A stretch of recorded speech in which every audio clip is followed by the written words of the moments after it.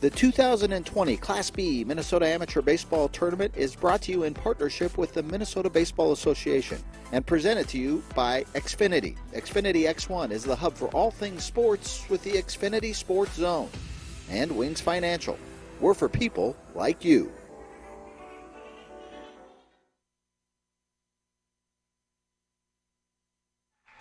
Number 19, Dalton Hoffman.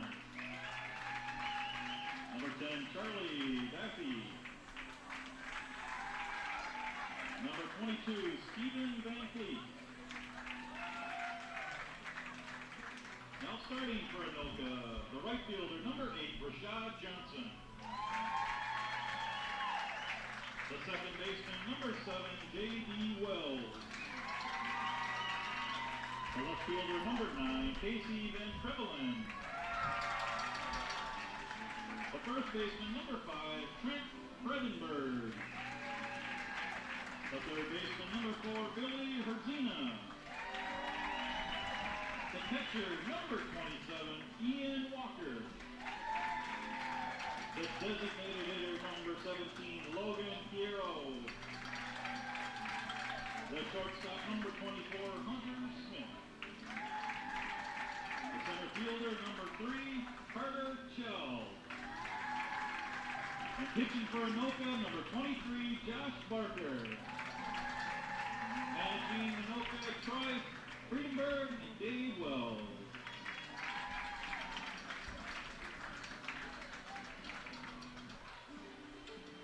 For the home team, the 25-7 Cold Spring Springers. The reserves are number 8, Nate Hinkenmeyer. Number 14, B.J. Holmes. Number 20, Justin Thompson. Number 27, Zach Fenty. Number 31, Jack Arnold. Number 21, Joe Stock. Number 15, Sam Hansen. The Bat Boy, Nolan Van Looy. The coaches, Tim Illies and Dave Hunkemeyer. Good afternoon, everybody, and welcome to Joe Schlepper Stadium in Shakopee, Minnesota, and the Minnesota Baseball Association Class B State Tournament here on PrepSpotlight.tv. My name's Eric Bramer. It's my pleasure to bring you this matchup between Anoka and Cold Spring, with the winner moving on to the round of 8 in the Class B State Tournament. The Anoka Bucs have a lineup that begins with Rashad Johnson, followed by J.D. Wells, Casey Van Crevelin, Trent Friedenberg, Billy Herdzina, Ian Walker, Logan Piero, Hunter Smith, and Carter Chell. On the other side for the Cold Spring Springers, it's Brian Hansen leading off, followed by Garrett Fox, Jordan Barth, Joe Dempsey, Drew Bolson, Drew Van Looy, Brad Olson, Jaron Terrace, and Alex Jungles. On the mound for the Anoka Bucs is Josh Barker. On the mound for the Springers is Nick Pennick. The Springers are the home team. They'll take the field first. So the Bucs will send up Johnson, Wells, and Van Crevelin to face Nick Pennick.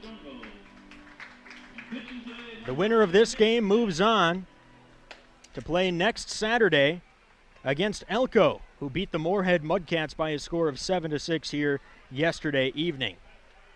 Our earlier game got the other half of the bottom bracket taken care of.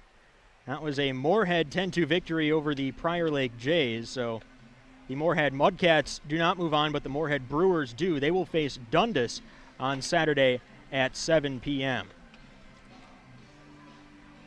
Anoka 9-5 in league play in this strange and shortened season. Competitors in the state tournament last year. Cold Spring, no real history against Anoka. More of a veteran club. Anoka managed by a player manager, that's J.D. Wells. Cold Spring managed by Dave Hinkemeyer, who's been involved with the Springers program since 1982.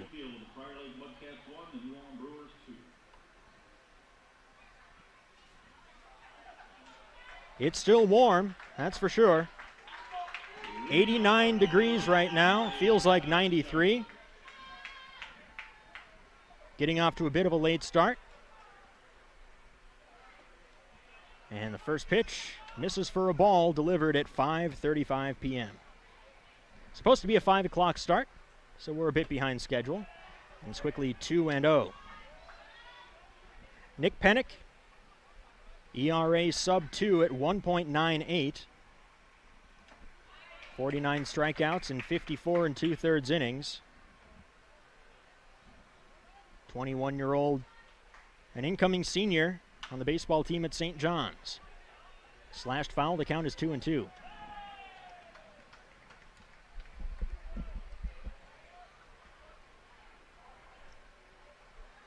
Prashad Johnson waits on the breaking ball and hits it hard to third. Bobbled but picked up by Van Looy. He throws across the diamond.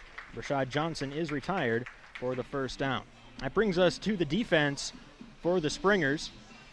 Bolson behind home plate catches. Terrace at first.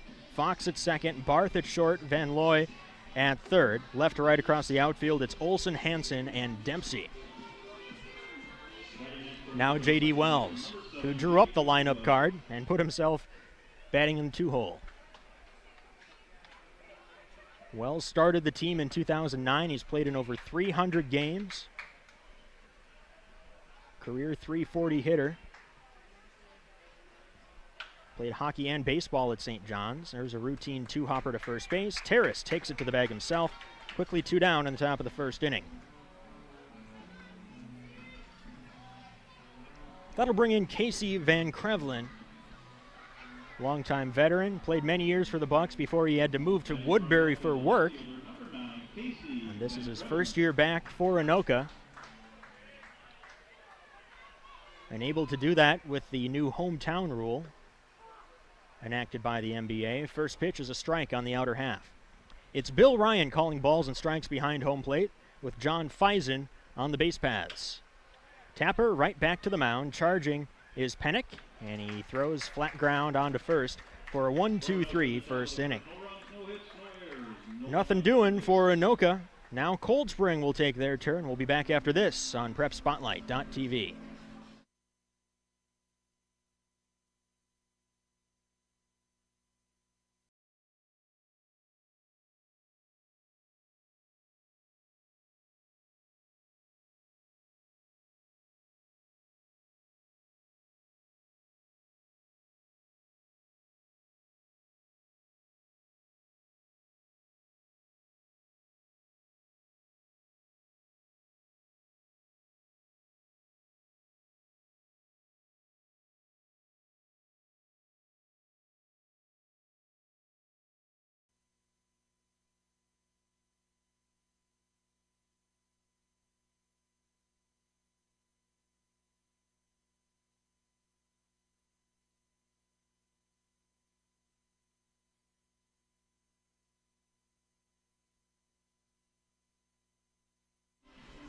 On to the bottom of the first inning, scoreless between Anoka and the Springers of Cold Spring.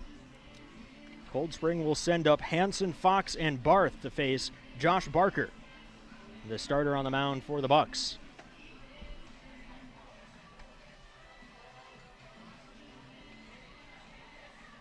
Barker was interning at college last season and ended up playing by virtue of proximity in the Northwoods League for the Lacrosse Loggers. 26 innings, 0.35 ERA. Pretty good pitcher, and they've ridden his right arm to the state tournament.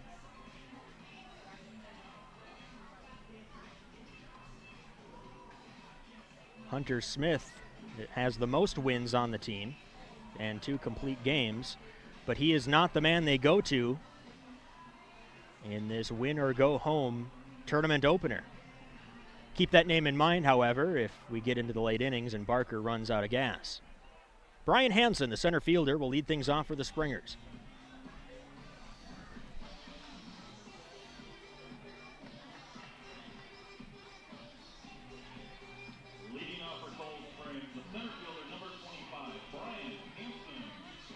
Hansen, a former St. Cloud State star.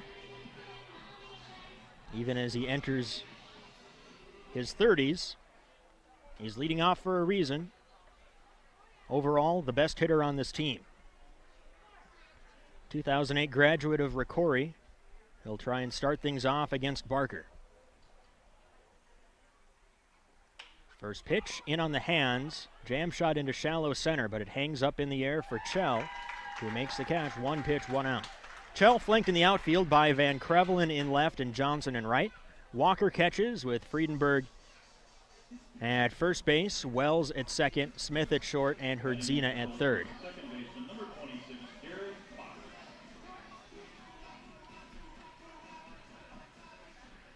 Here's Garrett Fox, the second baseman. Fox played at Gustavus. He was a 2011 graduate of Ricori High School. First pitch is a called strike on the outer half. Fox has winning in his DNA. A member of the 2010 state championship team for Ricori. Fouled off the mask of the catcher Walker. And Bill Ryan, the home plate umpire, hand delivers the baseball to give his fellow backstop a few extra seconds. 0-2, quickly the count. We did not see any home runs in the prior game. Again, that was a Moorhead victory.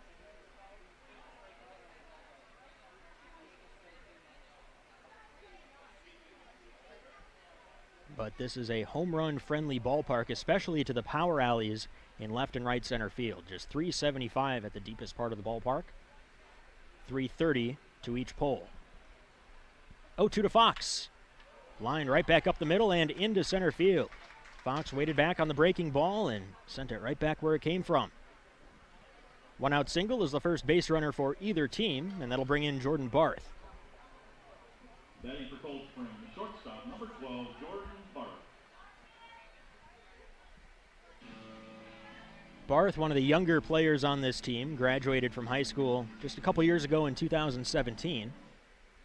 Currently playing baseball at Augustana. That's a great program. He was the starting first baseman for the national championship team. First pitch, hot ground ball to short. High hop for Smith to Wells onto first. A double play. 6-4-3, well turned across the Anoka infield. And the single is quickly erased in a scoreless first inning. We head to the second, no score between Anoka and Cold Spring. You're watching PrepSpotlight.tv.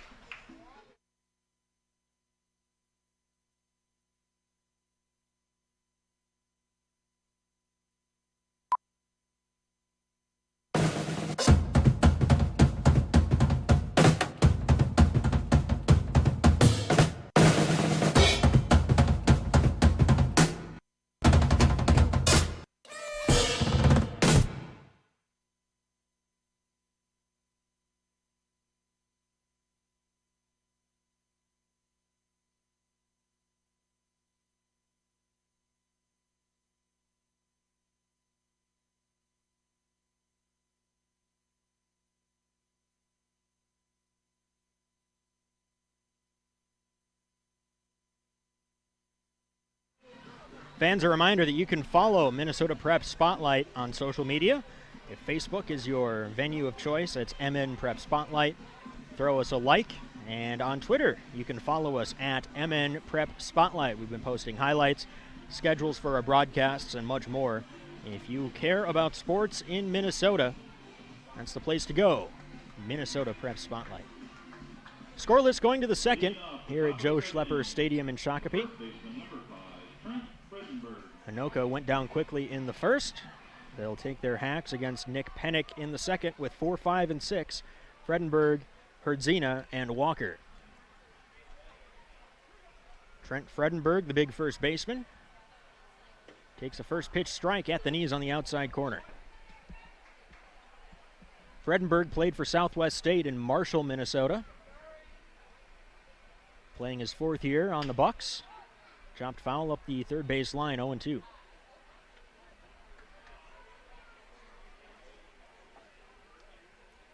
This year batting .366, leading the team with 19 runs batted in, and leading the team by a wide margin with 13 doubles. No one else has more than 4. Chopped back to the mound on a hop. Pennick reaches up to grab it and flips it onto first for 1 out. Second assist for Pennick already. He fielded a comebacker to end the first inning. And now Billy Herdzina, the third baseman. Next up for Anoka, the third baseman, number 4, Billy Herdzina.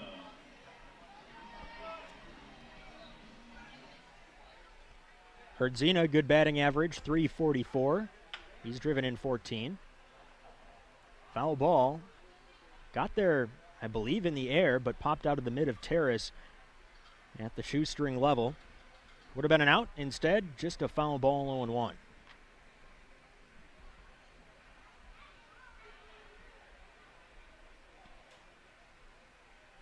Pennick winds and deals. Fastball off the inside edge. Had it been caught by Bolson, he might have gotten the frame for a strike. Instead, 1-1.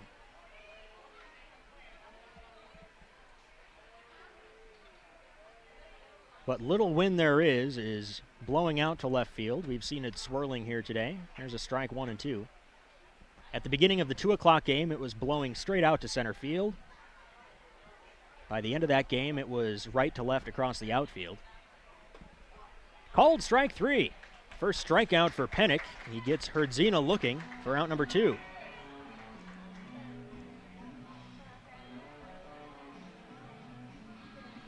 Wind direction is, I guess, splitting the difference between those two. Sun is setting behind the first base dugout, and that may come into play for the outfielders and anyone trying to catch a ball in the air this evening. First pitch to Walker, misses wide, ball 1.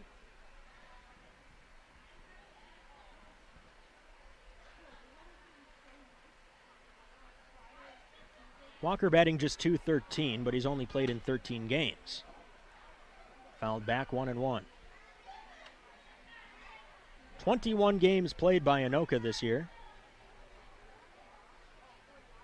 Roughly the same amount for Cold Spring on the other side. Missing low, 2-1.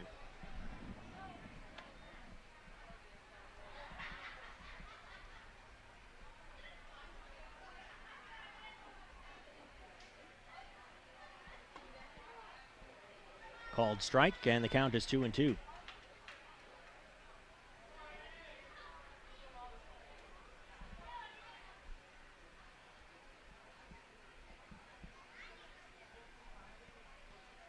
Pennick rocks and fires. Breaking ball. Almost clips the inside corner. Started way up and in, but had some drop to it. Count runs full. Logan Piero waiting on deck. Bucs looking for their first base runner of the ball game.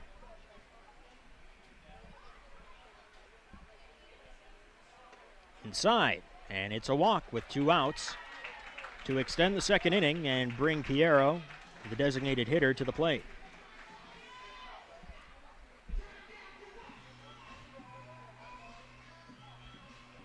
Batting next for Anoka, the designated hitter, number 17, Logan Piero. Piero batting .290 with a little bit of pop. 1 homer, 3 doubles, and 10 runs batted in as he takes low and away.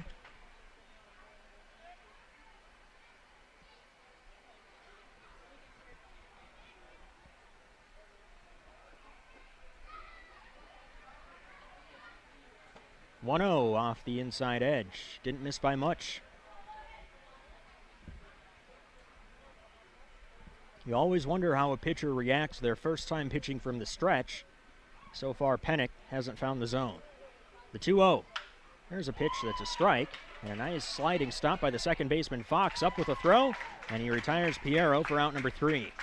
2-out walk does no damage. A scoreless second like the scoreless first. Bottom of the second coming up. You're watching PrepSpotlight.tv.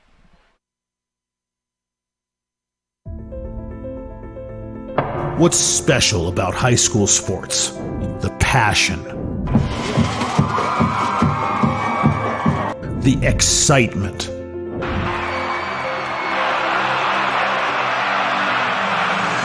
The memories. Down on 3 at the buzzer. Good! It's good! DuBois wins it for the It's about impacting your community, connecting your business to this audience. This is where your customers live, where they shop. This is their circle of life. This is where your business should be. Connect with your best potential customers. This is your invitation. Get in the game.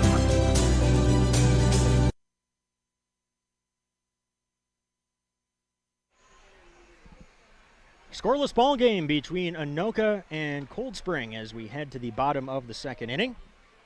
This is Eric Bramer. Thanks for joining us this afternoon for the Minnesota Baseball Association Class B State Tournament.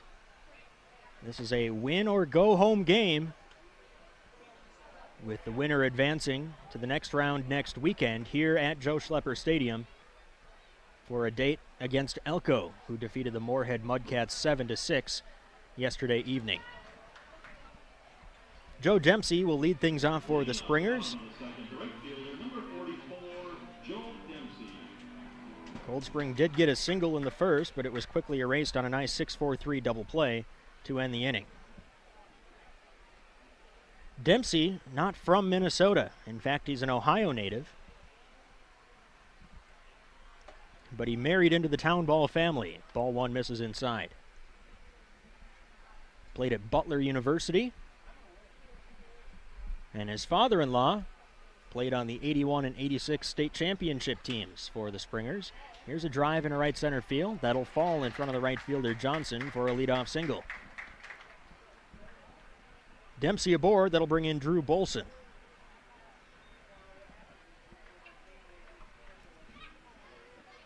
Next up for Cold Spring, the catcher, number 28, Drew Bolson. Bolson, a former St. Cloud Tech Tiger, currently playing for the Huskies across the way at St. Cloud State.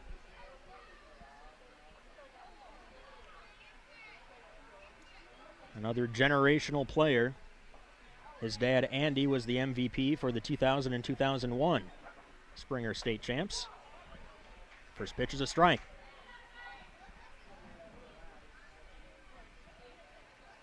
Corners playing even. Double play depth again, trying to cut down a ground ball.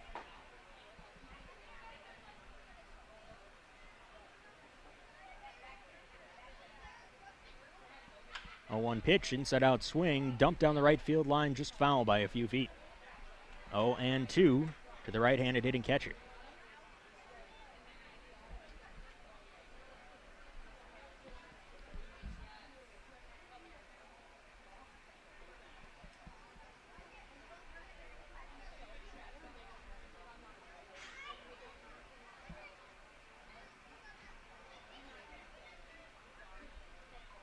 Oh-2 from Josh Barker to Drew Bolson.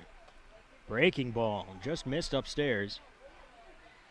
Walker caught it in the zone, but it's where it crosses the plate, and home plate umpire Bill Ryan thought it was just high. 1-2 the count.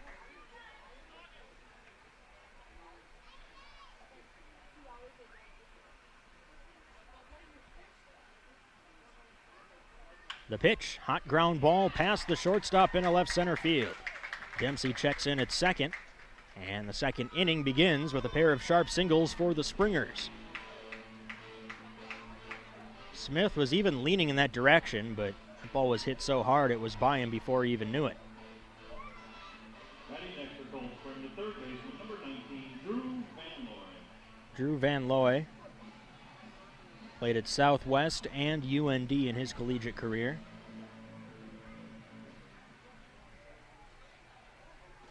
A Wabasso product.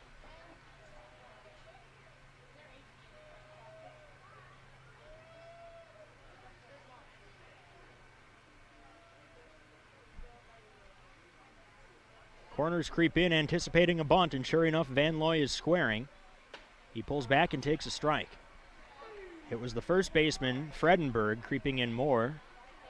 Looks like the play for Anoka is to try and get the lead runner on a force at third base.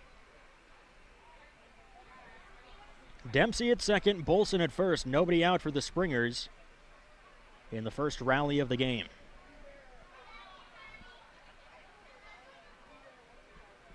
Barker comes set. Dempsey dancing off second. The bunt is fouled off of Van Looy at the plate, and the count is 0-2. So he pulled back and took a strike, then fouled it off, and now 0-2. You'd think the bunt is probably off the table.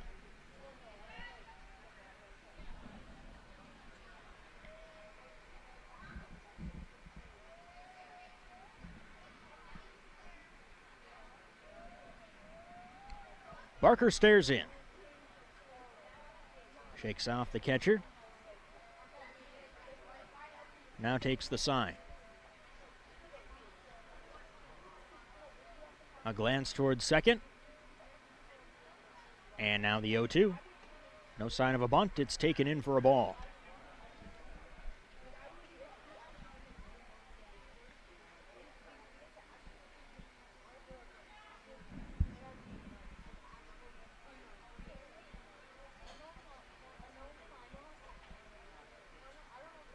The 1-2 pitch, chopped foul. Van Looy swinging away, got a pitch up, but couldn't turn it around.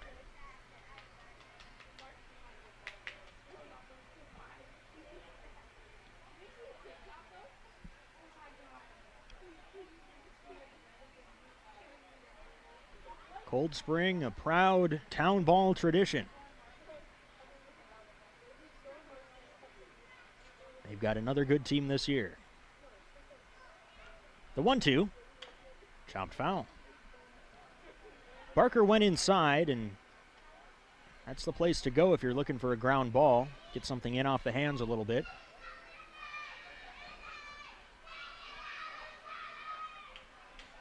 Springers have all 3 hits in the ball game. Their single in the first was erased on a double play. Looking to scratch at least one across here with still nobody out. Another 1-2 coming from Barker. Van Looy chops it foul.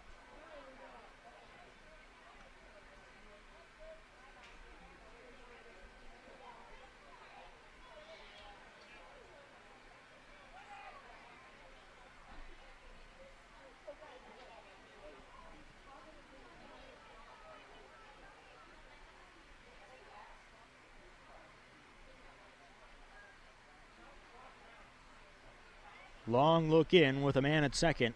Walker likely using multiple signs.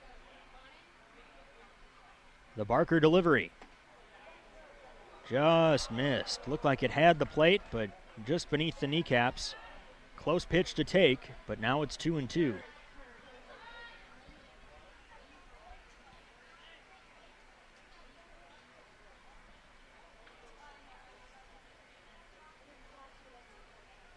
For Barker, this is just his second start.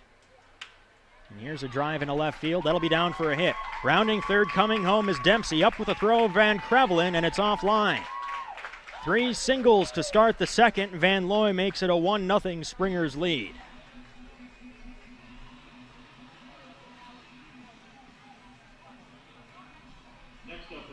Van Looy wins the battle.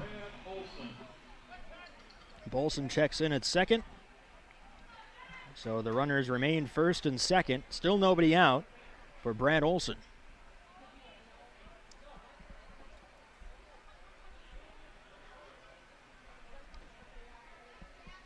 Olson, the left fielder, a 2006 graduate of Ricori. Played at Concordia Moorhead.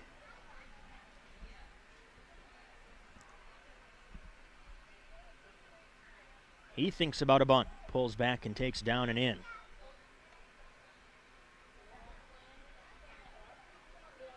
With a lefty, the calculus might change a little bit, but it's still the first baseman, Fredenberg, charging in.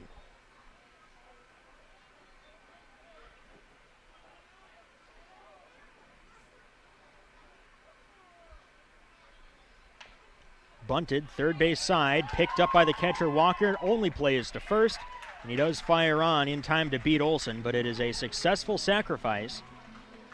Score at 2-4 with Bolson taking third and Van Looy taking second. Now 2 men in scoring position for Jaron Terrace And Barker is going to receive a visit on the mound.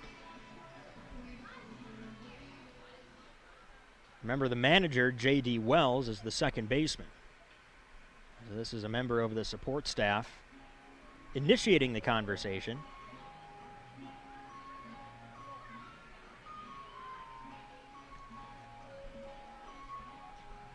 Perhaps I've conveyed my surprise that Barker got the start here. I mean, the ERA is tremendous, entering this game 0.35.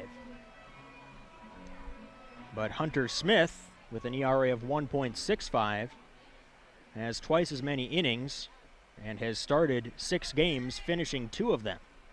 So it seems like he would be the big game pitcher of choice unless he is for some reason unavailable. Smith helps coach the post-102 Anoka Legion team, but you would think that this would take precedent over that. We'll see if he shows up later on. Infield playing in, no margin for error even in the second inning. Here's Jaron Terrace, the first baseman. First pitch, outside corner for a strike. Inning began with 3 singles from Dempsey, Bolson, and Van Looy. Bolson now at third, Van Looy at second.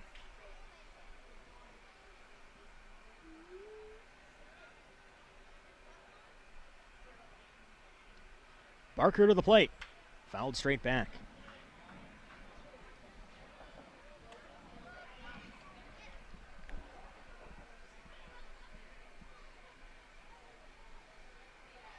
Oh and 2. Barker does not yet have a strikeout, but he could use one here.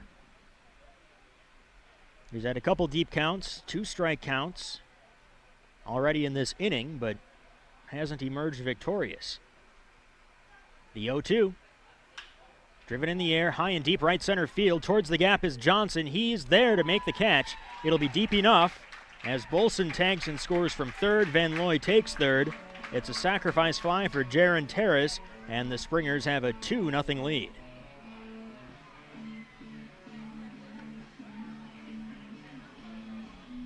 Nice job by Johnson tracking that into the gap. Might have had some tail on it that brought it back towards him.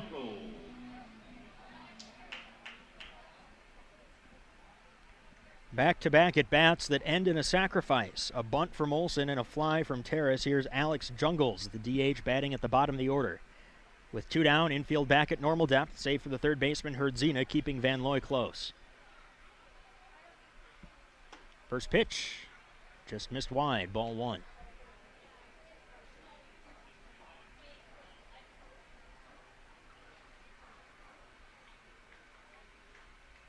Got to be hot out there for the Anoka team. Bucs wearing all black jerseys and pants. Here's another drive into right field. Deep. Johnson backtracking, makes the catch shy of the track. Some hard contact, but the final 3 batters in the second make outs. Not before the Springers add a pair of runs to take a 2-0 lead to the third. You're watching PrepSpotlight.tv.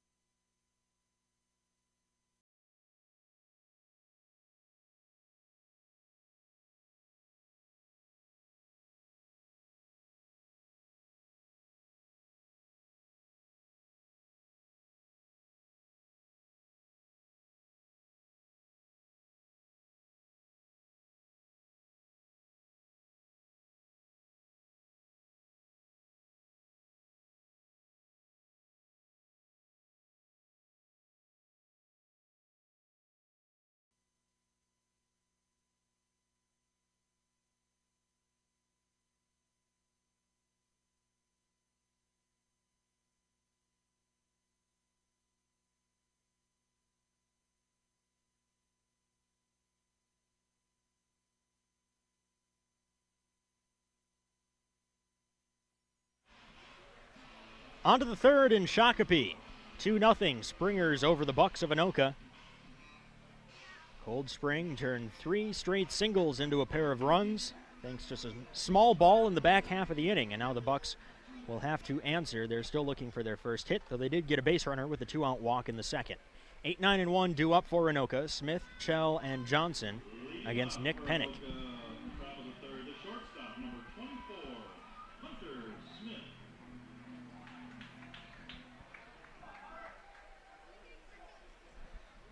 Smith, left-handed hitting shortstop. Bit of a rare breed. First pitch, chopper towards the left side. Barehand pickup by Barr. Throws on to first. Got him. Nice play by Smith's shortstop counterpart, charging, barehanding, and firing on just in time for the first out of the third inning. That'll bring in Carter Chell.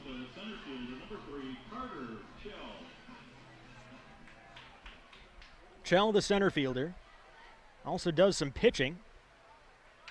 Drops down a bunt, right back to the mound. Pennick fields, throws to first. Two very quick outs to begin the third. Lineup turns over for Brashad Johnson.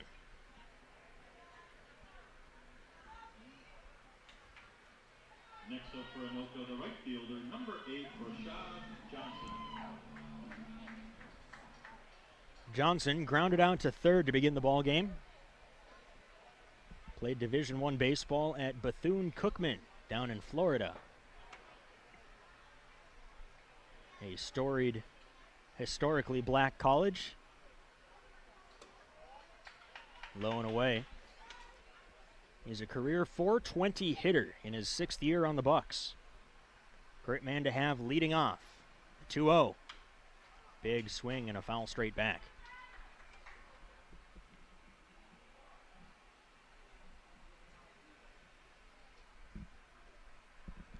Two one coming. Hot ground ball to short. High hop for Barth. And another on-target throw ends a 1-2-3 third inning. It goes quickly for Nick Pennick. We head to the bottom half. Still 2-0 Springers on PrepSpotlight.tv.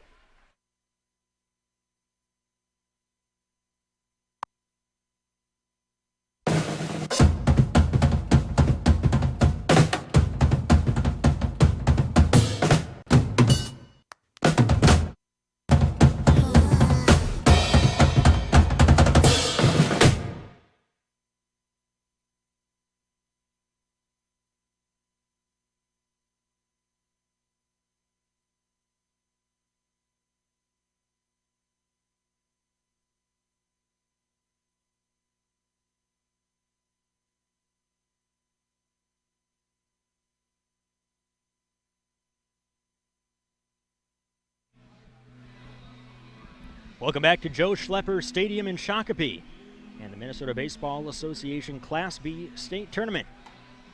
Cold Spring Springers leading the Anoka Bucs by a score of 2-0 as we head to the bottom half of the third inning. Hey, if you're enjoying Town Ball and you have not yet seen the documentary Town Ball Uniquely Minnesota, be sure to visit townballmn.com and revisit the 2019 Emmy Award nominated series, Town Ball Uniquely Minnesota.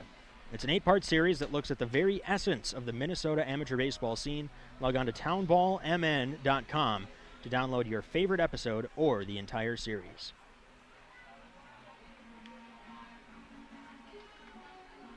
Top of the order, due up for the Cold Spring Springers in their half of the third inning.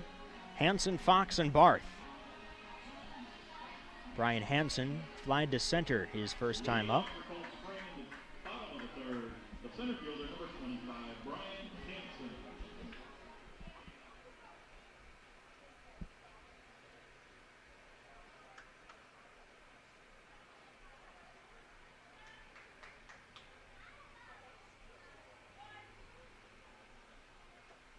First pitch from Barker to Hansen. Down the middle, a strike. You might be able to see home plate umpire Bill Ryan, his entire back is just drenched in sweat, and it's only the third inning. I wonder what those Anoka players are feeling like with the all-black uniforms. Swing and a miss. Hansen tried to go down and get it, but still swung over the top. 0-2 the count. Our broadcast position is up in the shade at the top of the grandstand area. So less sunlight, but less circulation as well. We're just happy to be here talking about baseball. Something that has not happened nearly enough in 2020. Fastball up and away, 1-2.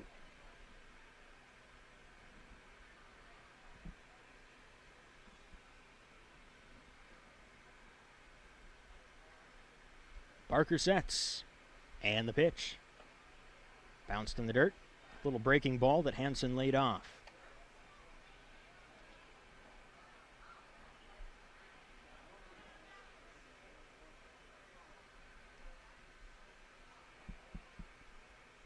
Barker's pitch. Chopped foul. Well, the Springers are leading on the scoreboard 2-0.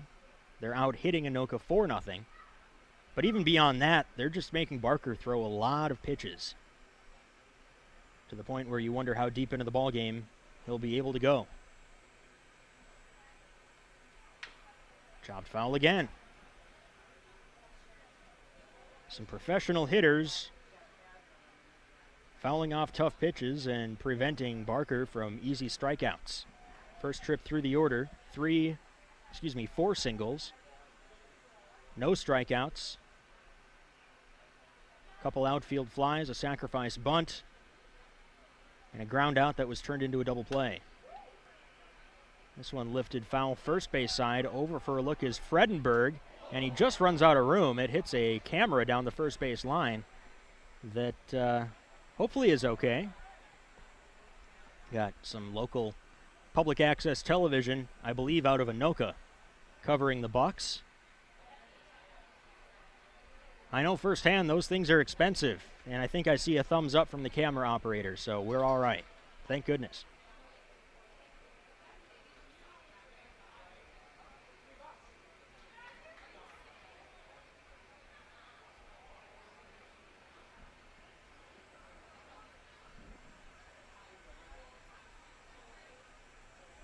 Barker again with the 2-2. Rolled on the ground towards third. Nice move to his left. Herdzina fields and throws.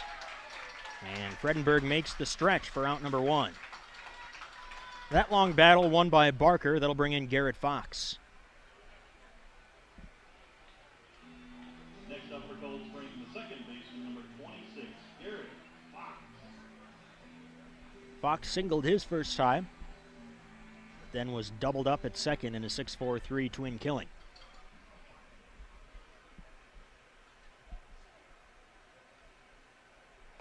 First pitch, right there for a strike, knee high.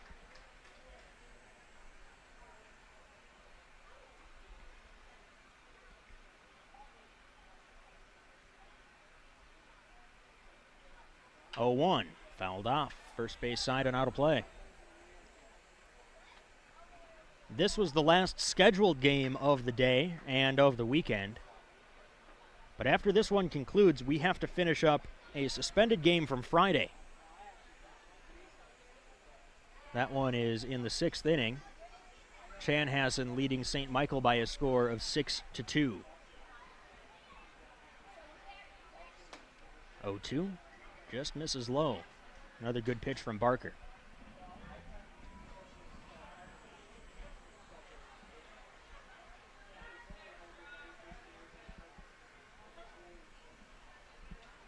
Barker sets, and the 1-2 pitch. In on the hands, served into right center field. That's down for a hit, and it splits the gap. Extra bases for Fox, into second with a stand-up double. Good job keeping his hands in. Fox was able to get enough of the barrel to give it some extra carry into the gap. Turned what would have been a single into a double, and the Springers are threatening again here in the 3rd. Fox now 2 for 2. Here's Jordan Barth.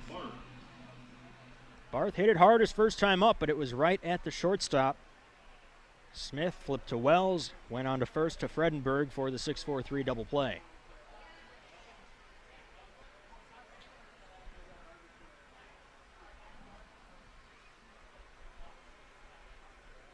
First pitch, down the middle, a strike.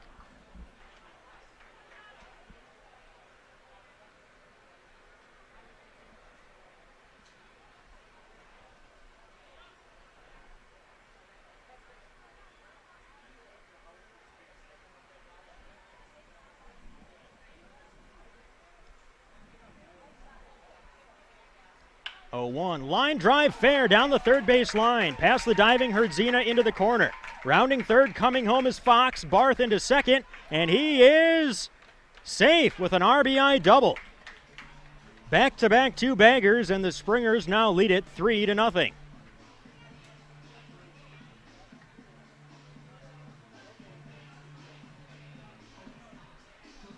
Another Mound Conference coming. Hard contact there off the bat of Barth. Herdzina was off the bag and also angled in a way where he wasn't able to make a great dive at it. They're going to make a pitching change. Bucs know that there's not much margin for error here, so Barker done after 2 1/3. And the center fielder, Chell, it appears, is going to come in and at the very least finish off this partial frame. Chell will warm up. We'll take a break, and we'll be back after this on PrepSpotlight.tv.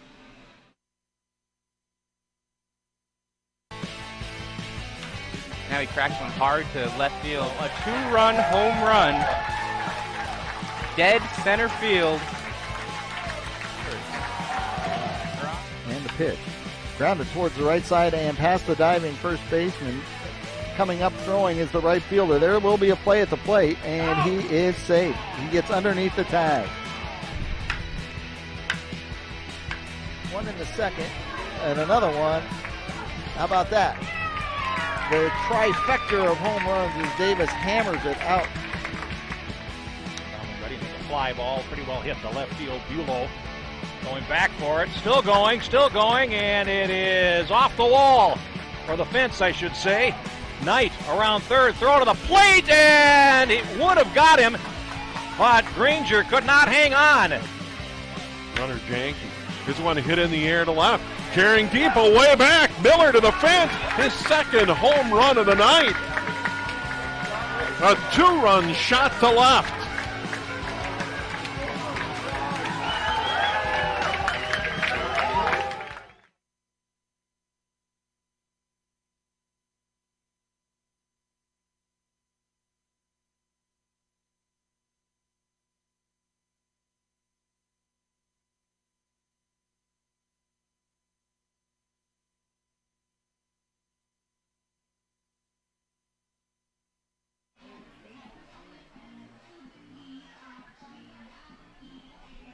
Carter Chell, the side-arming righty, comes on to try and stop the bleeding.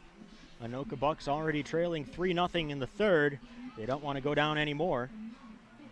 And Josh Barker, who entered with a minuscule ERA, leaves with an unsightly line. Barker had allowed only 1 earned run in 26 innings entering this game, but 8 of his 9 appearances had been in relief. Getting the starting assignment, he allows 3 runs so far on 6 hits in 2 1/3 innings. No walks, but no strikeouts either, and he's responsible for Jordan Barth, currently standing at second base. Carter Chell has been outstanding in relief. Only 6 innings pitched, but he's faced 14 batters, allowed only 2 hits and an unearned run. So that's an ERA of 0 and a whip, walks and hits per innings pitched, of 0.5. He'll face the Springers cleanup hitter Joe Dempsey, who singled and scored his first time up to begin the 2-run second inning.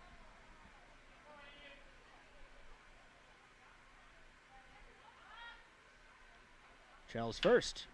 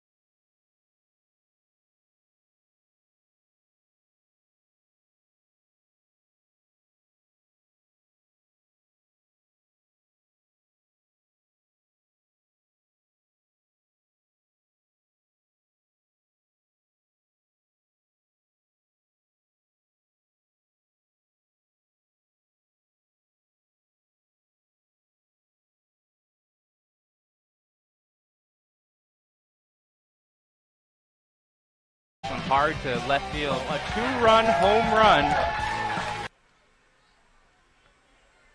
We apologize for the technical difficulties. We had, I believe, an internet outage here just momentarily that caused things to refresh and reboot. It is a 3-0 score. Lifted in the air, first base. Barker is there, and he makes the catch for out number 2.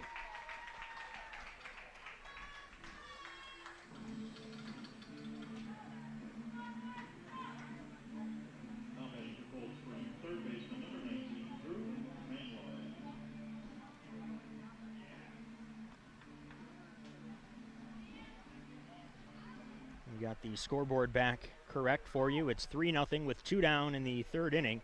Again, if we're just coming back on, we had a brief glitch in the internet, I think, here at the ballpark. Low and away, it skips to the backstop. Coming home from 3rd is Barth, and he will score. Another run comes home for the Springers, and it's now 4-0.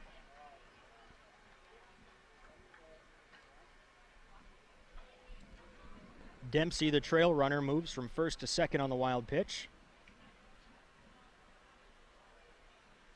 So 2 runs in the 2nd, and now 2 at least here in the 3rd.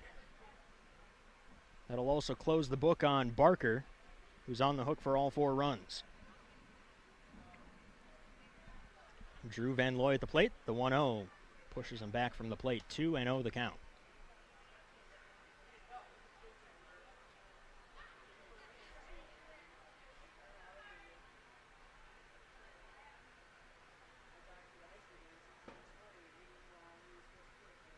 Hitters count, the 2-0. Misses inside, 3-0.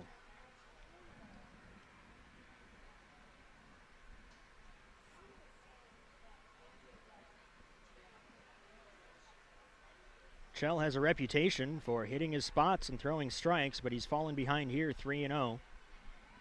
With Olson on deck. There's a strike, 3-1.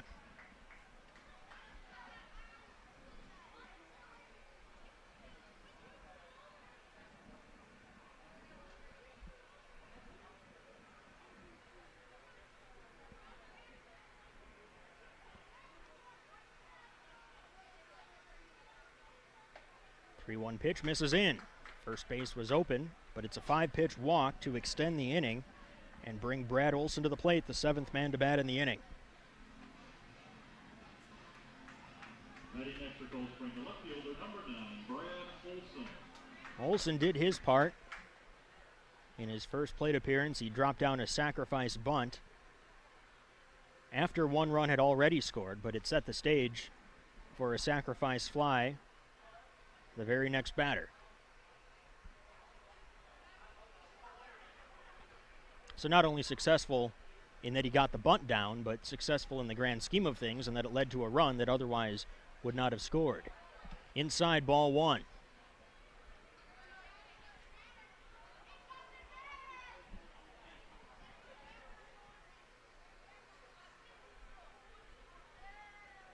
Chell looking in.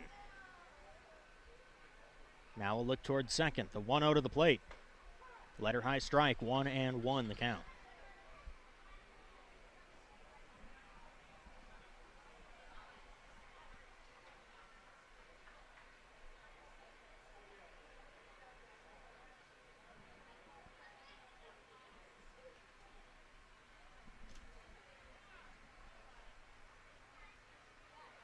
Time called, requested by the catcher Walker. Had a couple long half innings out in the field for the Bucs. Chell trying to bring this one to a close. The 1-1. Chopped up the middle to his right, the second baseman Wells. He flips onto short where Smith waits for out number 3. Fielder's choice ends it, but not before the Springers add a pair more. They take a 4-0 lead to the 4th on PrepSpotlight.tv. Runner Janke. Here's one hit in the air to left. Carrying deep, away back. Miller to the fence. It's gone! A 2-run bomb wins it. Ethan Rowe, a 2-run shot. And the St. Anthony Hogs defeat the Minneapolis Angels 7-5 in walk-off fashion. His second home run of the night. A 2-run shot to left.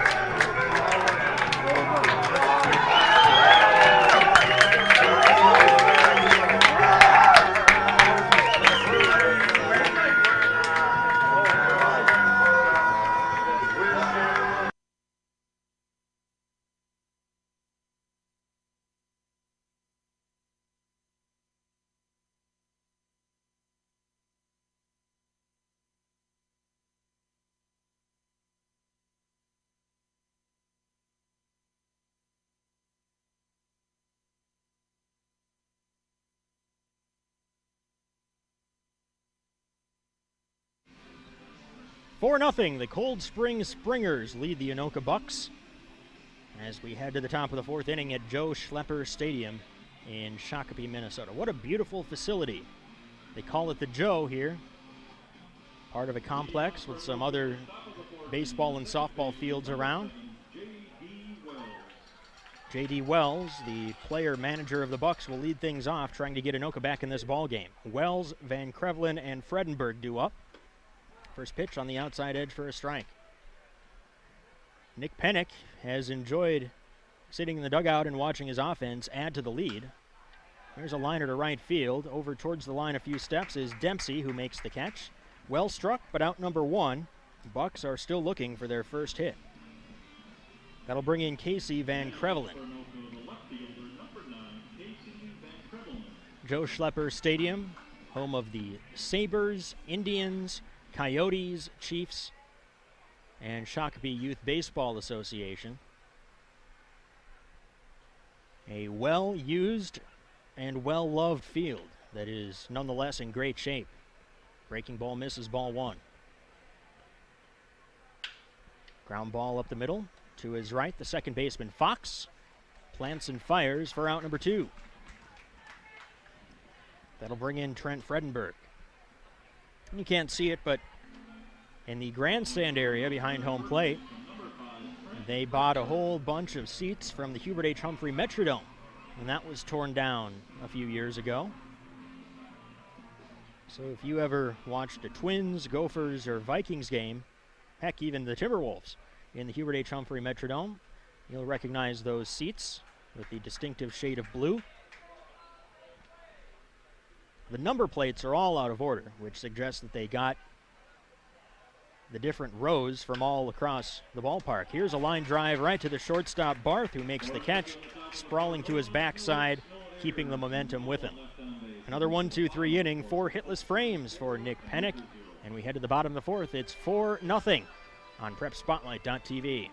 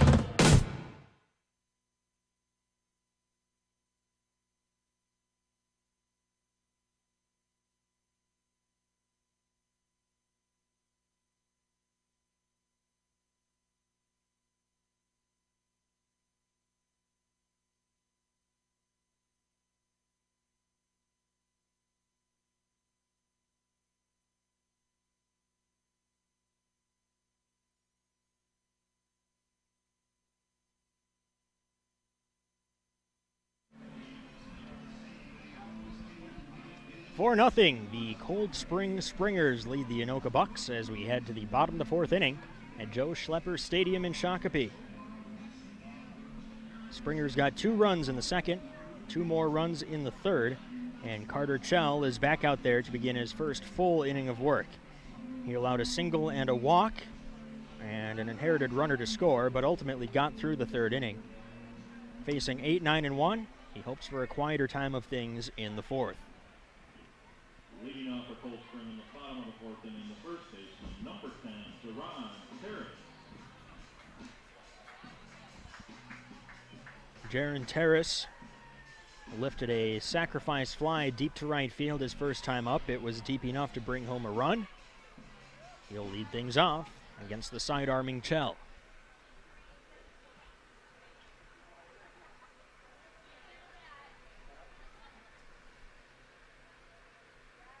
Swing and a miss. Sidearm delivery got Terrace to chase outside.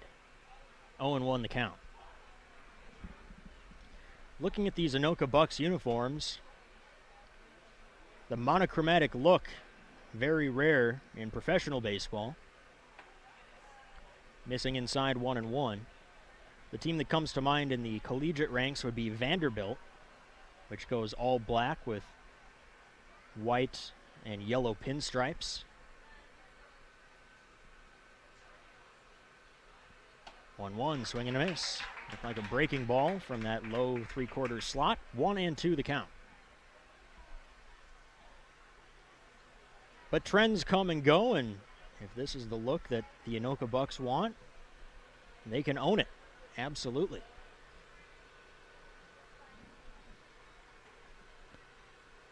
One, two coming.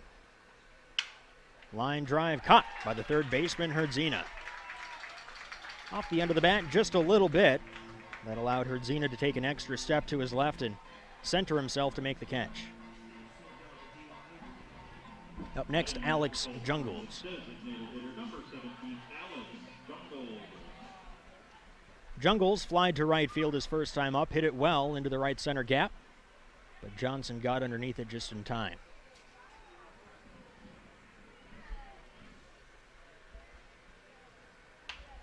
Ground ball right back to the mound. Chell snares it on a hop and throws, despite some uneven ground beneath him, on target to first. 2 down.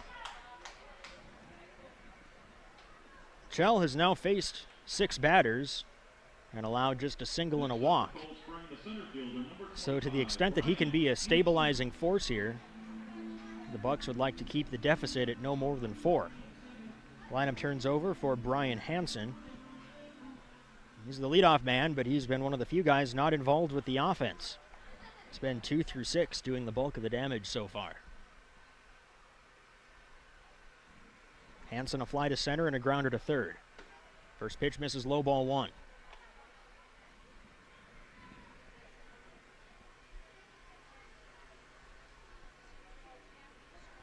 Bucs are in the third base dugout, and most of their fans are underneath the center field, or the home plate grandstand area. You can tell by the fluorescent orange that they're wearing, matching the orange on the sleeves of the Anoka players.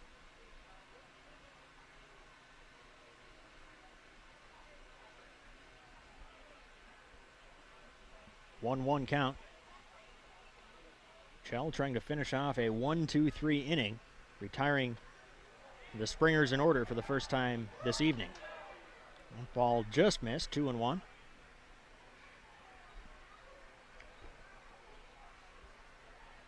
Natural for the fans to gravitate to the shade. And so the fans of the Springers, who are in the first base dugout, have congregated down the right field line just beyond the dugout, where there are 2 large trees providing some natural cover. 2-2. As Hansen was way out in front of that off-speed pitch.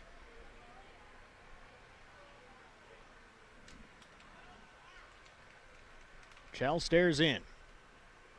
Takes the sign and delivers. Off the end of the bat, spun foul.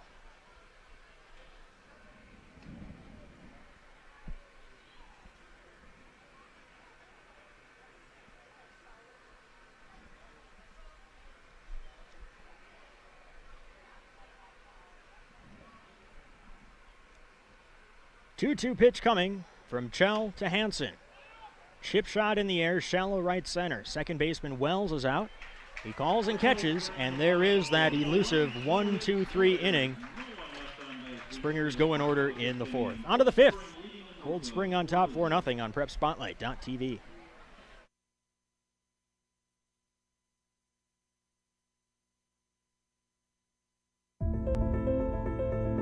What's special about high school sports? The passion. The excitement.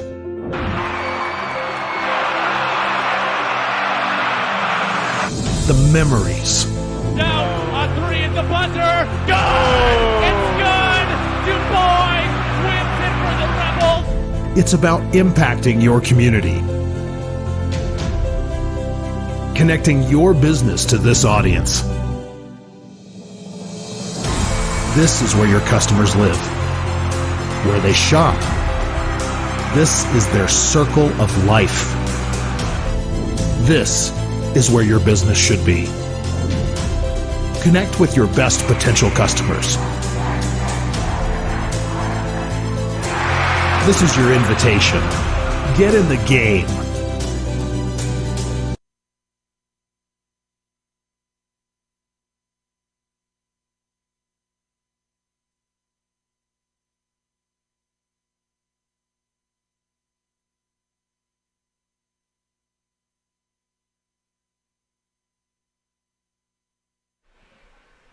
On to the fifth inning. First pitch swinging and missing is Billy Herdzina, the third baseman for the Bucs. Anoka trying to erase the 4-0 deficit they find themselves in. It'll be 5, 6, and 7 due up. Herdzina struck out looking his first time up, and he's quickly behind in the count 0-2. Bucs have just one base runner. It was a 2-out walk to Ian Walker in the second inning.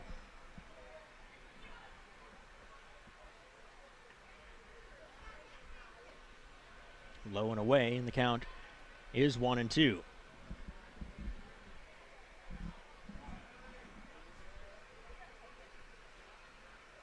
Breaking ball, just missing wide. 2-2 the count.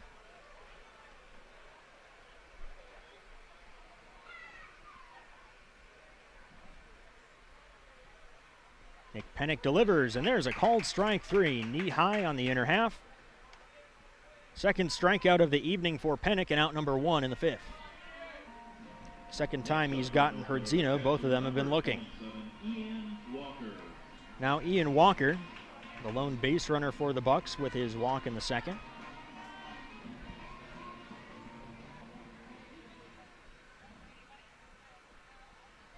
Pennick rocks and fires. Fastball wide, ball 1.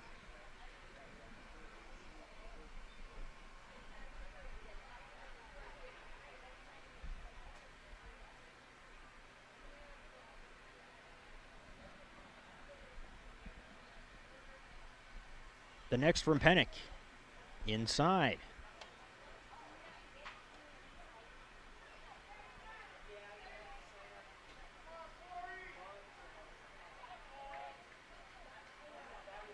Long look in, now the 2-0. Chopped on the ground, shallow short. Charging in Barth, throws on the run, got him. Nice play by Barth. 2 up, 2 down in the fifth inning.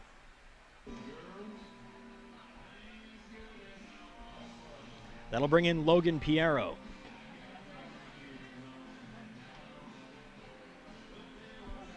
Batting next for Anoka, designated hitter number 17, Logan Piero. Piero, a grounder to second his first time up. First pitch is a strike.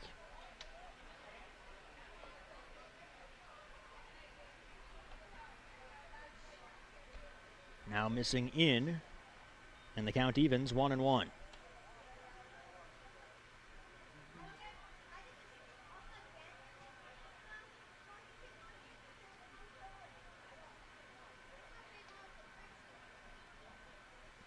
Pennick delivers. Swing and a miss. Got Piero to chase down and away, 1-2.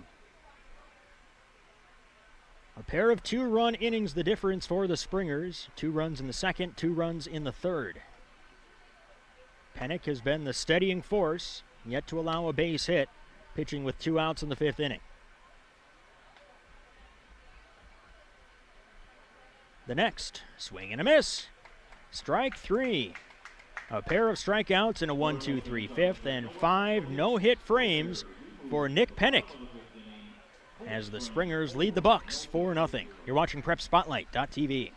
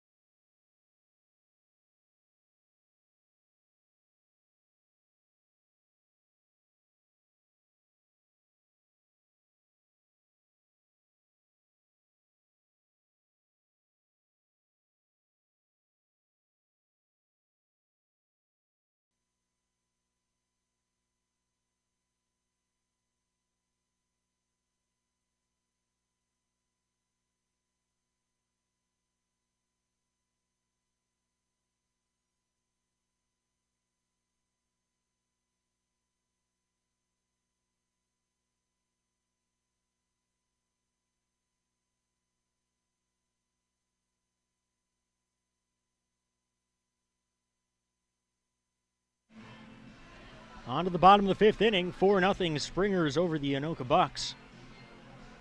And the story so far for Cold Spring has been their starting pitcher, Nick Pennick, with 5 no-hit innings so far, only a second inning walk keeping him from a perfect first 5 frames. Springers could always use more runs. They'll send up 2, 3, and 4 in the 5th inning against Carter Chell, trying to extend their advantage. It's been 2 through 6 in the order, with all 7 of the team's hits, scoring all 4 of the team's runs. Garrett Fox will lead things off. He singled in the first and doubled and scored in the third.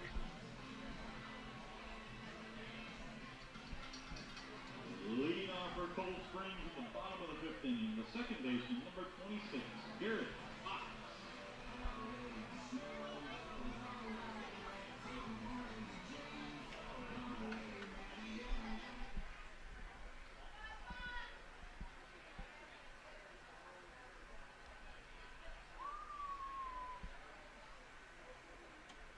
First pitch is a strike. Chell has faced 7 batters, retired 5, allowed only 1 hit. Delivered for his team, their first 1-2-3 retired in order inning. In the 4th, here's a rip and a line shot to left, down for a hit. On a hop, it gets by Van Krevlin, turning a single into more. Fox into second, and he's got another double if that's the way it's ruled. Whether it's a single or a double, he's 3 for 3, and the Springers have their leadoff man on. I see a hit and an error up on the board. So, single plus an E7. Jordan Barth will bat next. Barth 1 for 2, an RBI double his last time up. He takes a strike.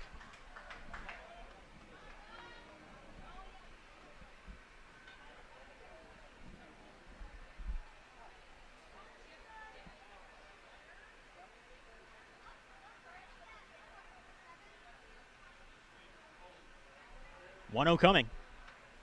Swinging a foul back to the screen. 0-2.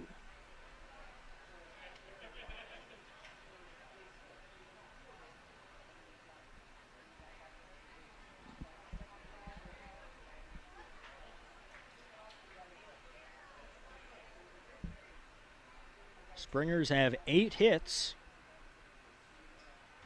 6 singles and a pair of doubles. 0-2, popped up, shallow center. Coming on is Fredenberg. And he makes the catch. 1 down. Fox frozen at second. That'll bring in Joe Dempsey. Dempsey singled to lead off the second and came around to score. And was the first man that Chell faced in the 3rd inning. Swinging at a first pitch off-speed pitch and hammering it through the hole on the left side. Got as far as second before he was stranded.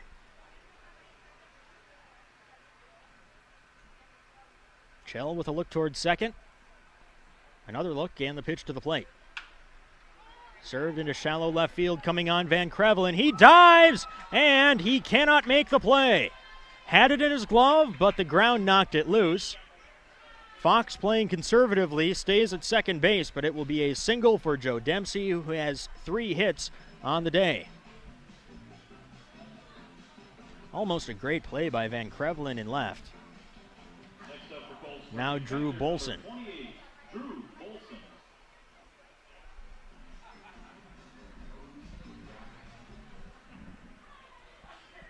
Bolson singled and scored in the 2nd. Hit a pop-up to the first baseman in the 3rd.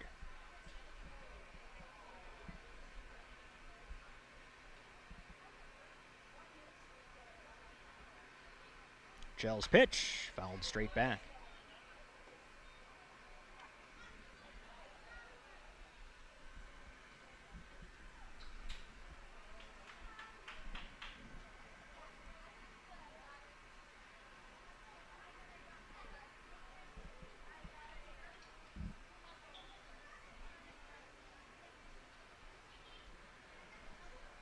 Chell sets. And the 0-1 pitch. Breaking ball misses badly wide.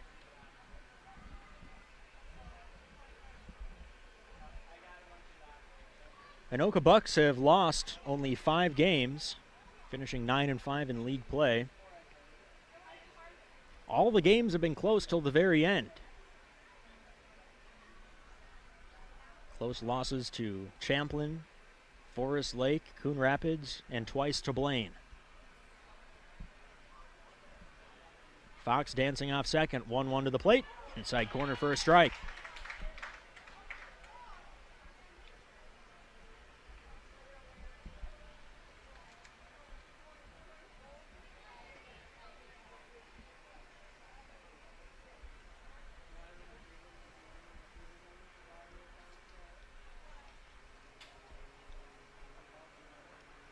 Shell stares in. And the pitch outside, and it's 2-2.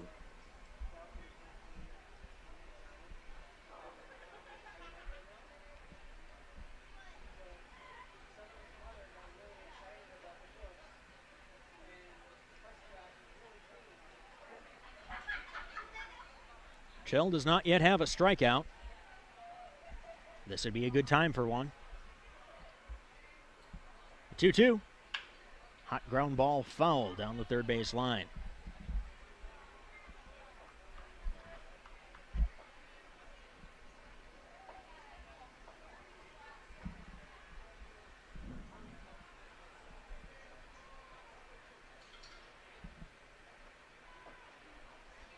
Fox at second, Dempsey at first. Pair of singles have the Springers threatening to add more here in the fifth.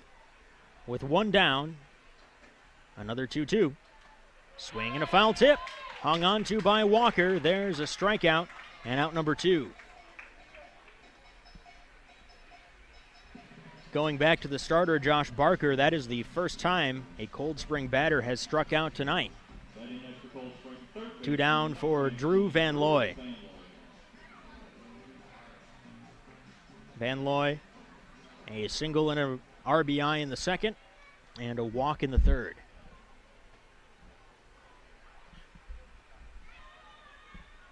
Shell sets, and the pitch. Floated over the outer half for a strike.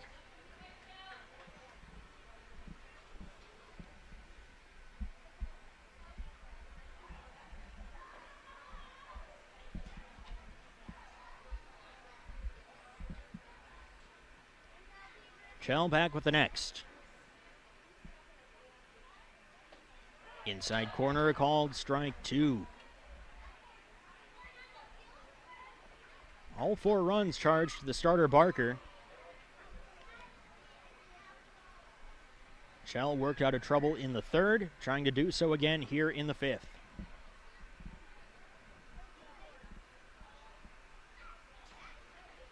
The 0-2. Just inside, started way in, and it got Van Looy to turn away from the plate, but it almost shaved the inside edge. Close pitch, 1-2.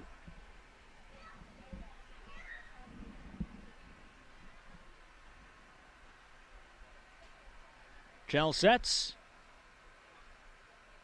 and delivers. Driven in the air, high to left, medium deep, but playable for Van Krevlin. Underneath it, he makes the catch, and that does it for the Springers in the fifth inning. They get a pair of singles, but no runs. On to the sixth, it's 4-0 Cold Spring.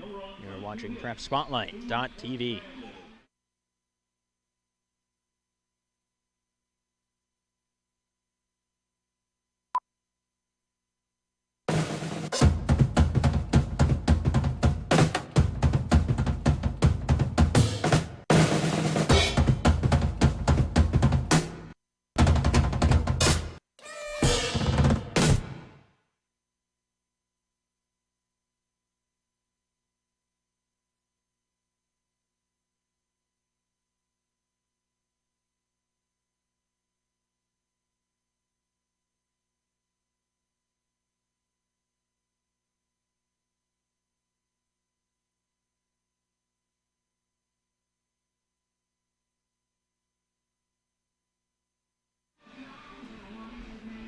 What a view in that rejoin graphic. Joe Schlepper Stadium is one of the crown jewels of the Minnesota amateur baseball scene, and it has hosted the Class B tournament well so far this weekend. We'll be back with more action the next couple weekends. By the end of the night, we will be down to a final 8 teams. But even then, losing teams aren't safe. Have to make it to the final 4 to get to a potential double elimination situation. 8-9-1 due up for the Anoka Bucs. Still looking for their first hit of the game against Nick Pennick. Pennick has spent a great deal of his evening in his own dugout. Even in the innings in which the Springers didn't add to their total, they've been almost uniformly long, drawn-out innings. And the top halves have been, as you might expect from the scorecard, pretty quick and easy. Smith thinks about a bunt, pulls it back and takes ball 1. Smith grounded to short his first time up. The 1-0. Misses down 2-0. You can see some action in the Anoka bullpen. Looks like a lefty, but that's all we can discern. Here's a chopper up the middle. Going to be a tough play. Diving stop by Fox, but no chance to make a throw. An infield single is the first base hit of the ballgame for the Bucs. Hunter Smith aboard to begin the 6th inning.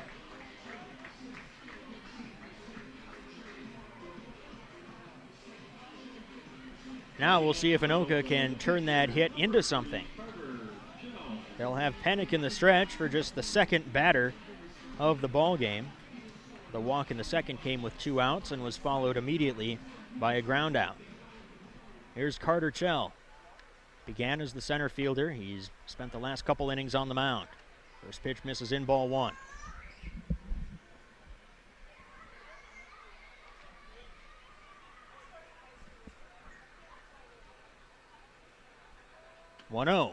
Missing wide, 2-0.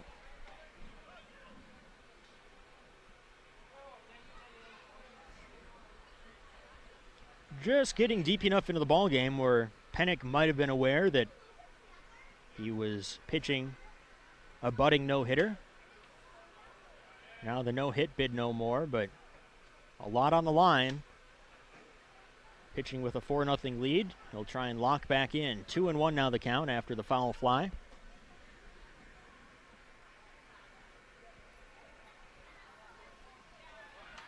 Bunted in the air, landing foul and spinning even further foul up the third base line. 2-2 the count.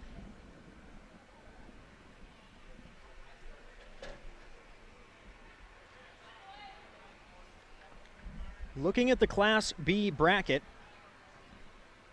we can tell you 6 of the 8 teams that have moved on.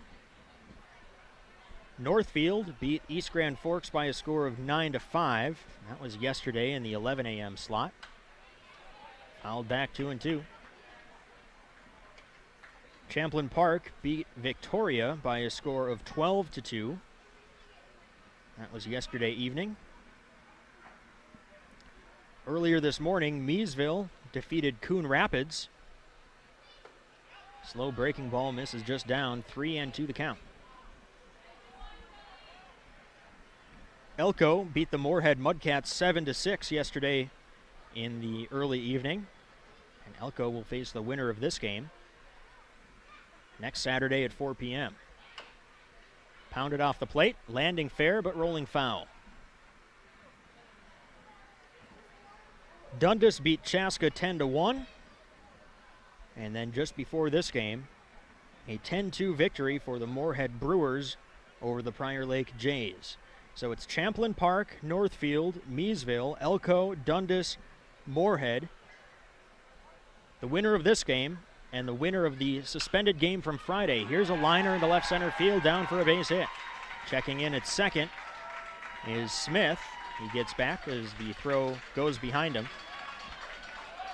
After a hitless first 5 innings, the 6th begins with a pair of singles. And the Bucs are in business with the top of the lineup coming up. Rashad Johnson 0 for 2. We'll try and keep the train rolling. The Friday suspended game was between Chanhassen and St. Michael. It's a 6-2 lead for the Chanhassen team as Chanhassen prepares to bat in the bottom of the 6th inning. Breaking ball, first pitch swinging, popped up in the air. Right side infield fly rule is called. It's the first baseman making the catch anyway. And Johnson, attacking first pitch, doesn't have anything to show for it. Frustrating at bat for him. J.D. Wells up next. And Wells and Johnson must share a bat because Johnson left it in the batter's box and Wells will pick it up.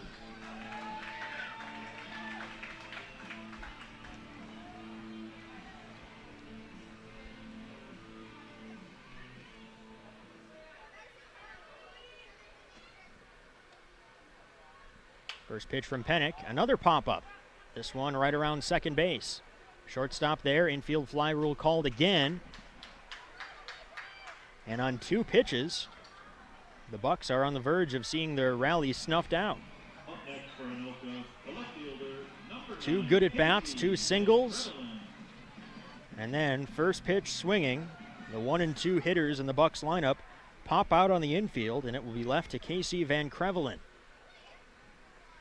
Left-handed hitting left fielder. First pitch is a strike. Van Crevelen with a comebacker to the mound and a grounder to second so far tonight.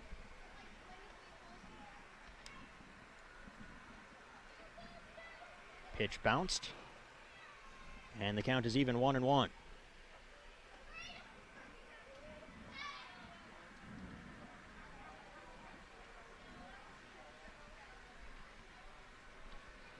Pennick delivers, and he gets a chase on a breaking ball down, 1-2 the count. Faced with adversity for the first time today, Pennick on the verge of wriggling out of a jam.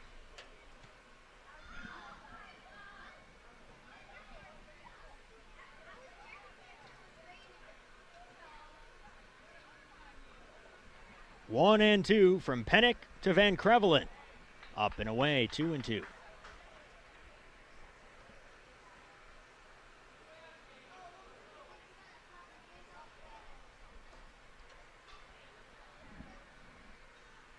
Breaking ball, just missing wide. And the count runs full, 3-2. A walk here would bring the cleanup hitter Trent Fredenberg to the plate representing the tying run. Payoff pitch coming, runners go. Here it is, and it's ball 4. Van Crevelen takes up high. Just the second walk of the game for Pennick, but it loads the bases for the dangerous Trent Fredenberg.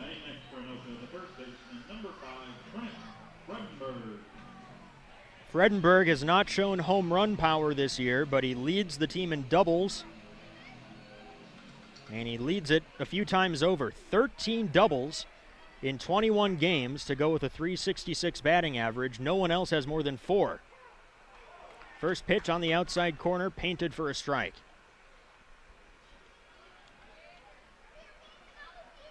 Fredenberg, a product of Southwest State and Marshall. Big chance here to cut into the deficit.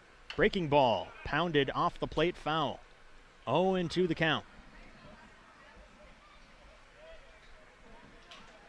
Smith at third, Chell at second, Van Crevelen at first.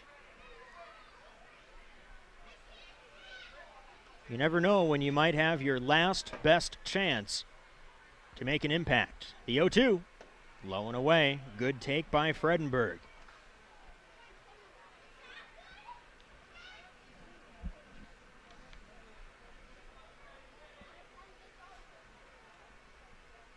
The 1-2 pitch. Chopped on the ground, left side, fielded by Van Looy. Double clutches, throws across, and he's out at first base. Stretch made by Terrace to leave the bases full. The Bucs threaten but do not score. 5.5 complete here in Shakopee. The Springers lead at 4-0 on PrepSpotlight.tv.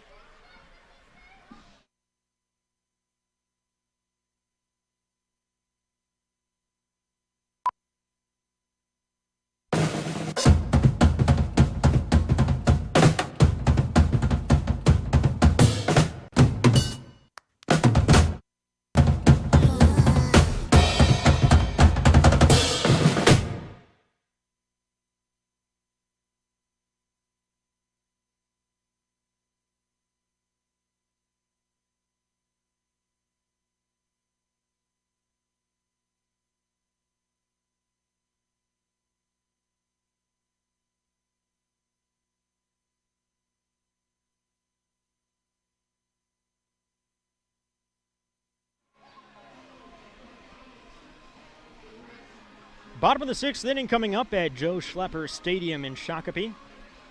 Cold Spring Springers leading at 4-0 over the Anoka Bucs. Bucs had a great chance in the top of the 6th inning, starting the inning off with a pair of singles.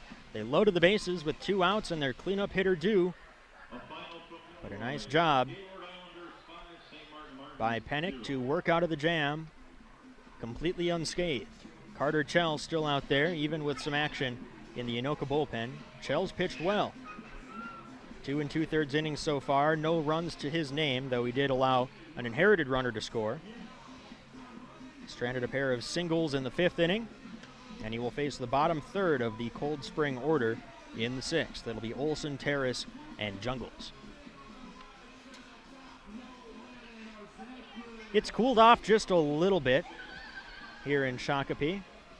First pitch temperature was 89, down to 86, but it still feels like 93.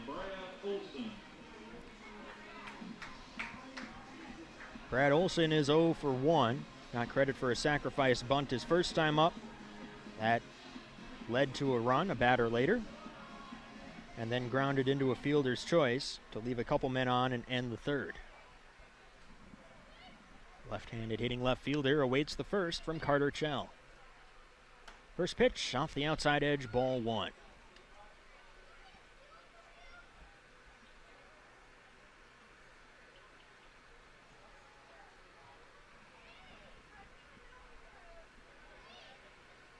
Chell sets and delivers. Outside corner for a strike. 1-1 the count.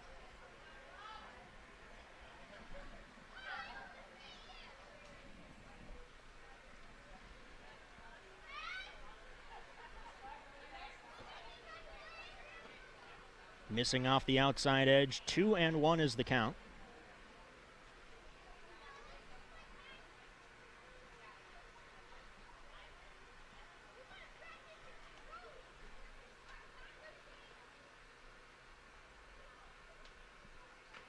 Swing and a foul tip into the mid of the catcher Walker. 2-2.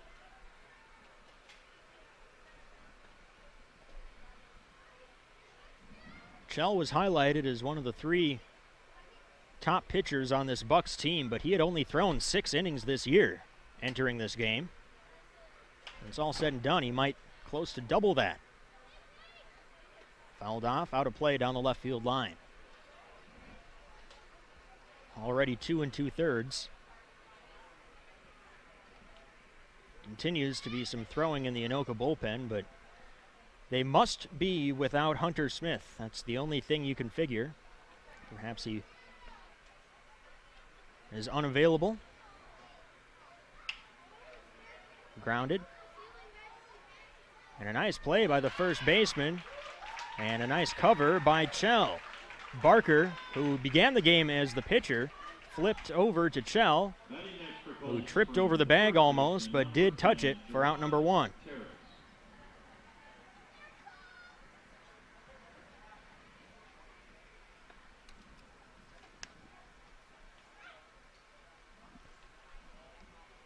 Smith has been the shortstop all game. He must have just pitched recently.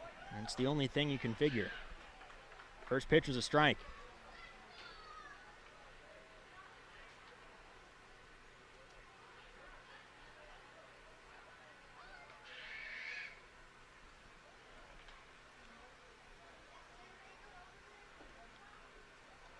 Backing away from the plate is Terrace.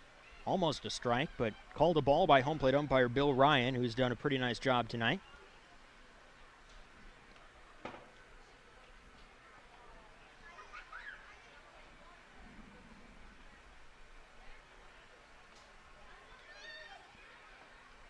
Swing and a miss.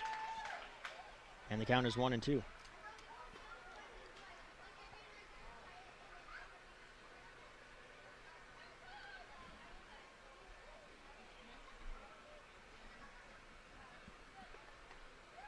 Chell stares in.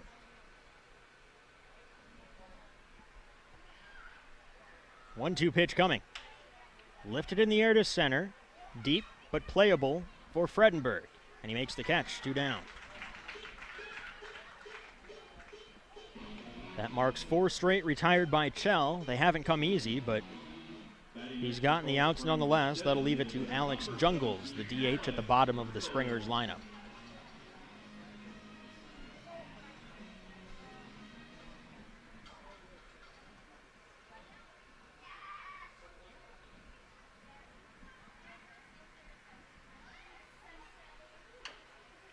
Chopped foul up the third base line, 0-1.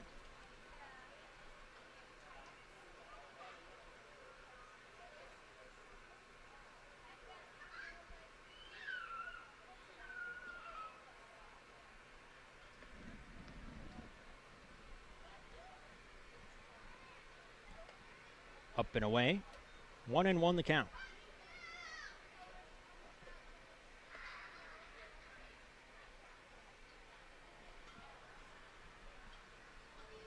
Nine hits for the Springers.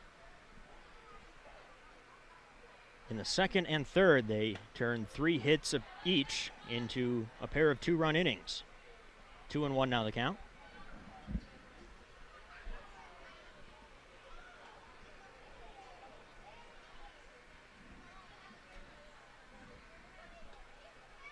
Chell sets, and the 2-1 pitch floats over, but misses low.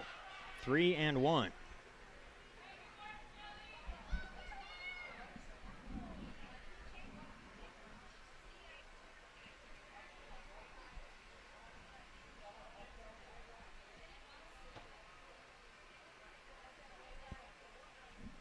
Chell trying to get another 1-2-3 inning. Instead, a liner sent right back up the gut into center field. It's a 2-out single for Jungles. And the first time someone in the bottom third of the Springers order has found their way on base.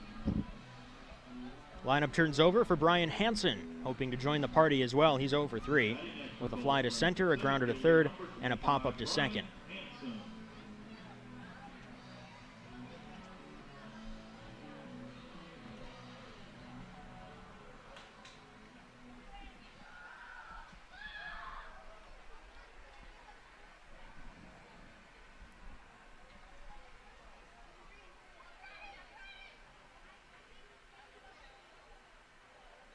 First from Chell.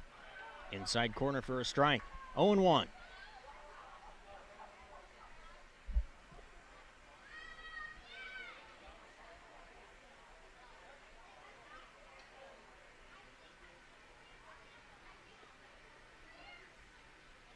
Jungles with a modest lead at first.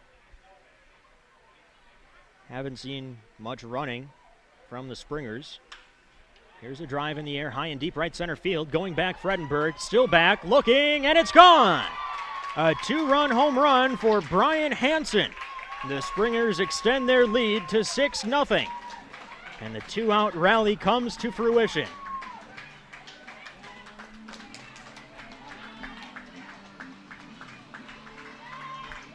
Opposite field to the power rally. Mentioned it was just 375 to either side of the batter's eye.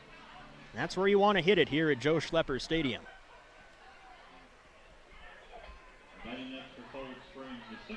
Positive turn of events to be sure for the Springers, but we'll also have to keep an eye on Alex Jungles, who appeared to be wincing and hobbling his way around the bases. He was the runner who began at first base. Here's Garrett Fox, already 3 for 3. Pair of singles and a double for the second baseman.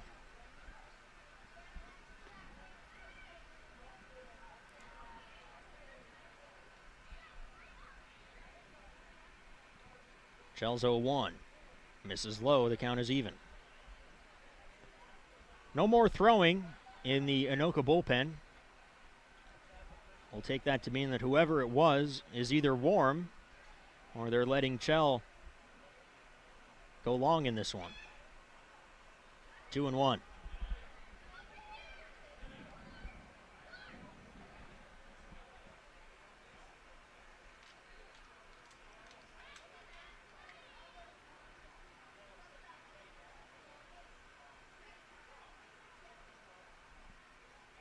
Next pitch, ripped down the left field line, but turning foul.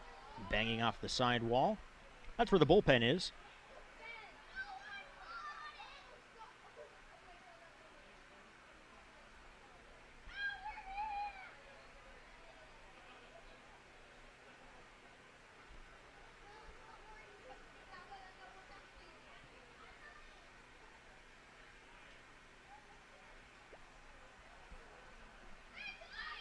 3 2-run innings have the Springers up by a half dozen.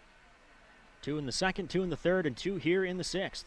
There's a swing and a miss. Off-speed pitch upstairs, and Fox chased it for out number 3.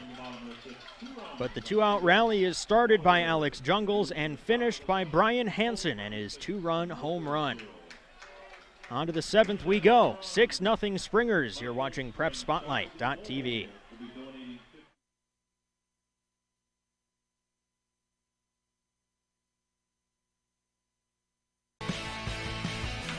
Now he cracks one hard to left field. A 2-run home run. Dead center field. And the pitch. Grounded towards the right side and past the diving first baseman. Coming up throwing is the right fielder. There will be a play at the plate, and he is safe. He gets underneath the tag. 1 in the second, and another one. How about that? The trifecta of home runs as Davis hammers it out. Ready to make a fly ball, pretty well hit the left field. Bulow going back for it, still going, and it is off the wall, or the fence, I should say. Knight around third, throw to the plate, and it would have got him, but Granger could not hang on. Runner Janke. Here's one hit in the air to left. Carrying deep away back. Miller to the fence. His second home run of the night. A 2-run shot to left.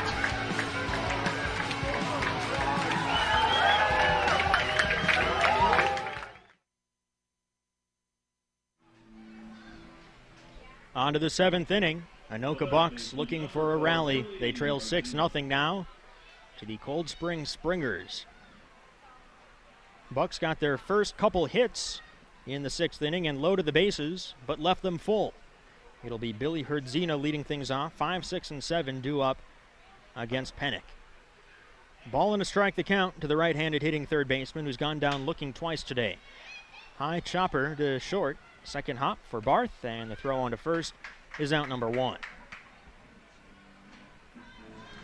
Up next, Ian Walker. Walker was the first base runner of the game for the Bucs, and for a while the only base runner. He walked with 2 down in the second, and then in the 5th, grounded to short.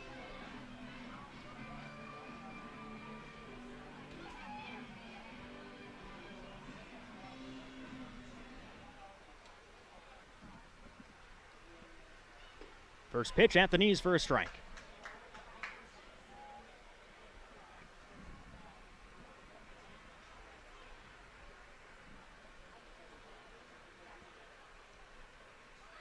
Pennick looks in and delivers. Chopped foul up the third base line. There is some action in the Cold Spring pen now. Pennick has pitched well. If the Springers are in it for the long game, and they want to use Pennick next weekend in the event they seal this victory, well, then it might make some sense to move to somebody else for the final few outs. 1-2 now the count.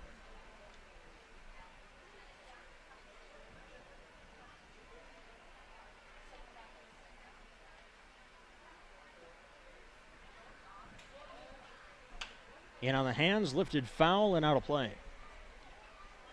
One member of the Cold Spring roster that you might remember is Jack Stile, who starred for Ricori in last year's state football tournament here on PrepSpotlight.tv.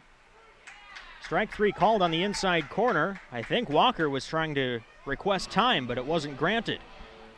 2 down. 4th strikeout for Pennick. Jack Stile headed to Nebraska to play baseball. Probably could have played Division I football if he wanted to as well. Got in a couple games before he had to ship off to his first year at university. 0-1 the count to Logan Piero. Now he fouls the 0-1 pitch towards the first base dugout with room. The catcher Bolson makes the catch. Nice running grab. Takes some coordination to pull off that play. It's a 1-2-3 top of the 7th inning. Stretch time in Shakopee. 6-0. Springers lead it. on PrepSpotlight.tv.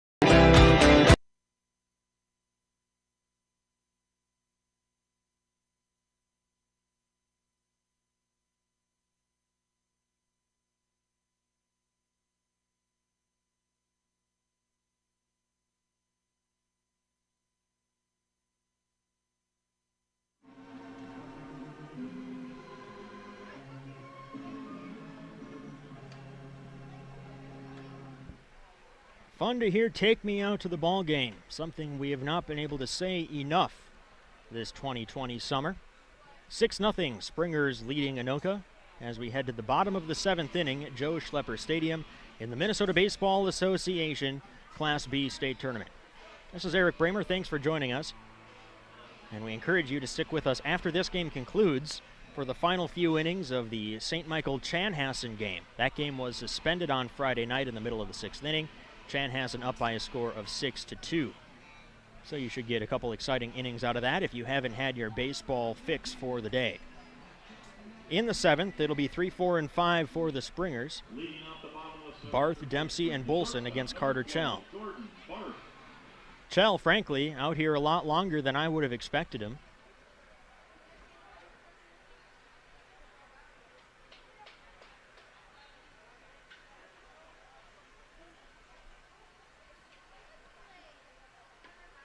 Missing inside. Ball 1. Barth so far today 1 for 3 with an RBI double and a run scored back in the 3rd. 1-0 pitch. Driven in the air high and deep down the left field line. Will it stay fair? No. It's a foul ball. 1-1 the count.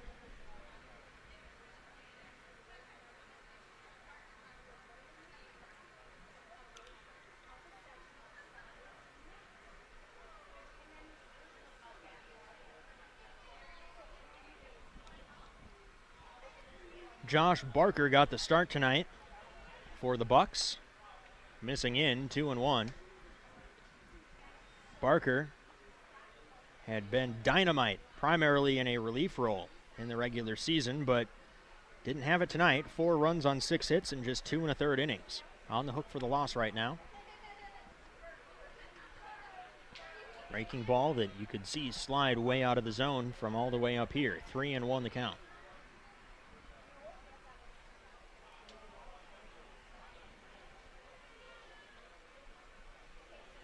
Team leader in wins for the Bucs is Hunter Smith, who has been at shortstop all night. Called strike, and it's 3-2. I don't want to belabor the point or be perceived as second-guessing the decision to start Josh Barker. Just a bit surprising that Smith, here's a drive down the left field line again, turning foul. Smith has been at shortstop, and so his arm must not have been ready to go, at least not fully stretched out, because he has been the guy for the Bucs.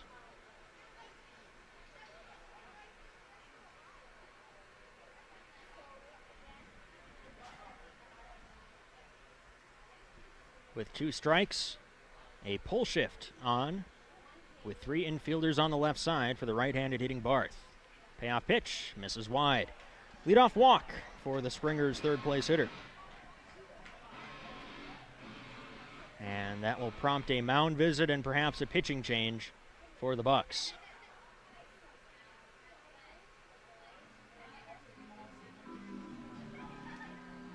Chell was the starting center fielder. He took the ball in the 3rd and made it into the 7th.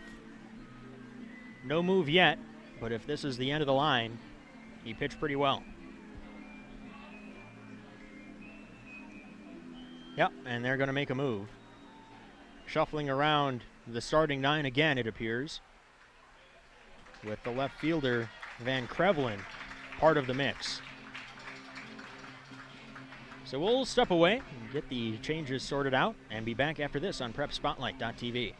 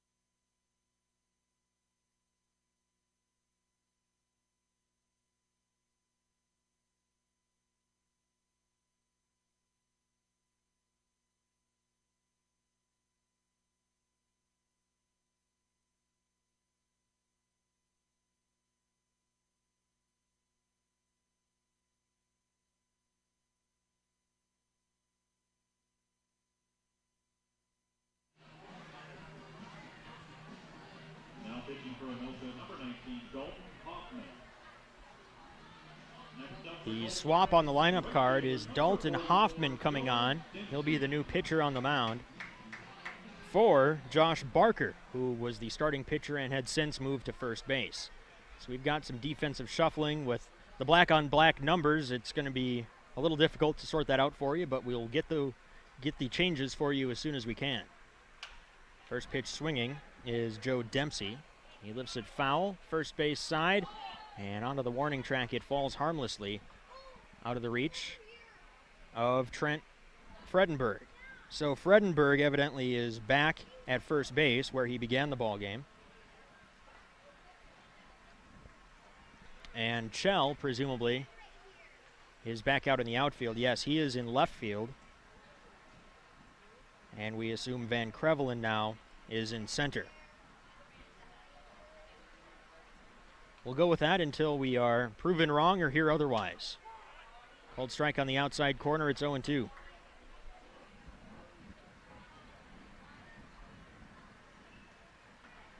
For Chell, 3 2/3 innings, on the hook for 2 runs. He's also responsible for Barth at first. Slow breaking ball, fouled straight back.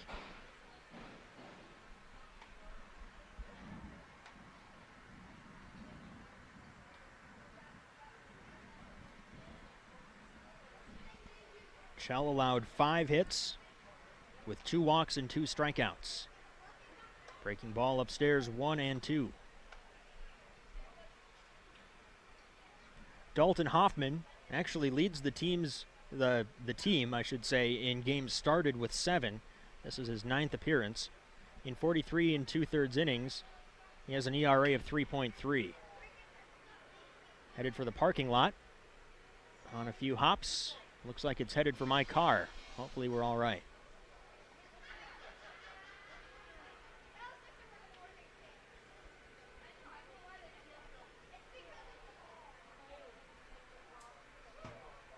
Some fresh baseballs delivered to home plate umpire Bill Ryan.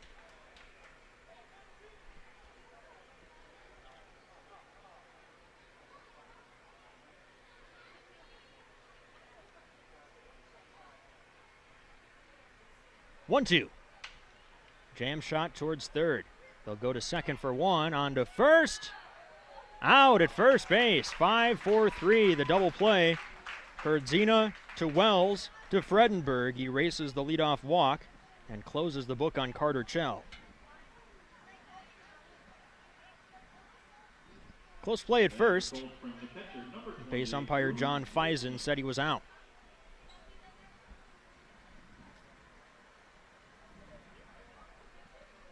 Base is empty now for Drew Bolson. 1 for 3 with a single and a run scored back in the second. First pitch misses, low ball 1.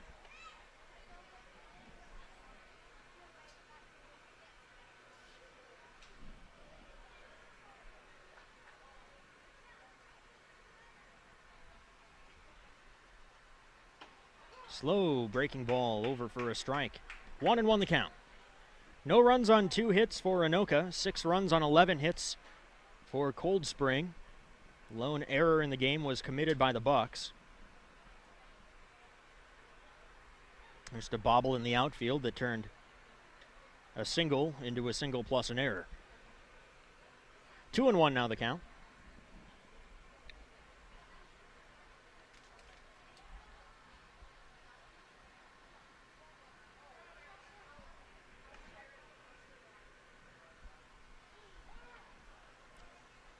Time called.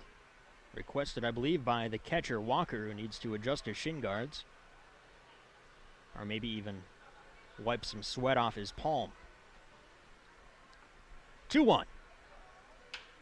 Another jam shot towards the left side. This time it's the shortstop, and Smith gets a chance to show off that arm. It's on target for out number 3.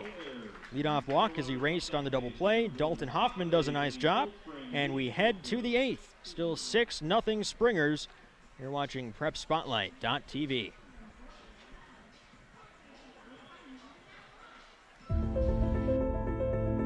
What's special about high school sports? The passion, the excitement,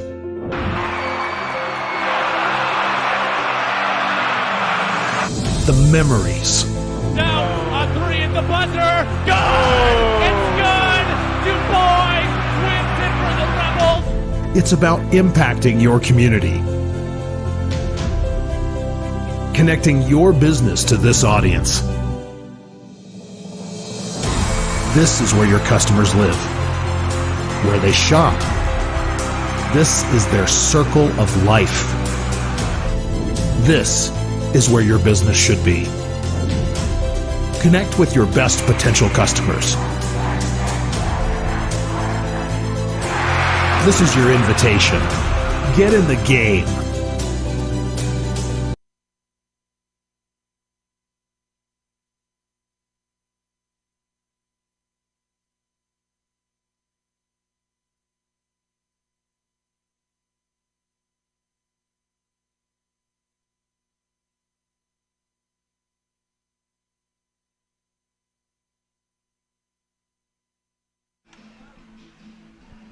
On to the 8th inning. 6-0 Cold Spring Springers leading the Anoka Bucs here at beautiful Joe Schlepper Stadium in Shakopee, Minnesota.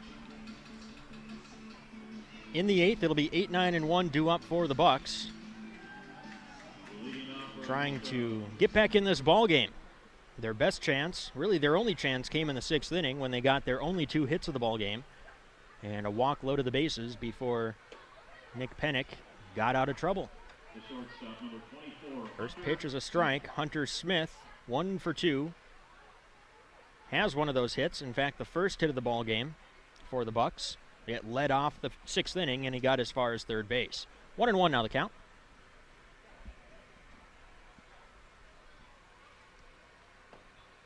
Missing low and away. Count is 2-1.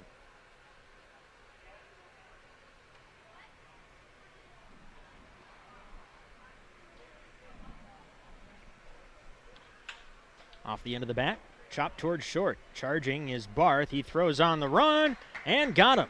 Nice play by Barth. Knew exactly how much time he had. And a funky second hop found his glove. 1 down. That'll bring in Carter Chell.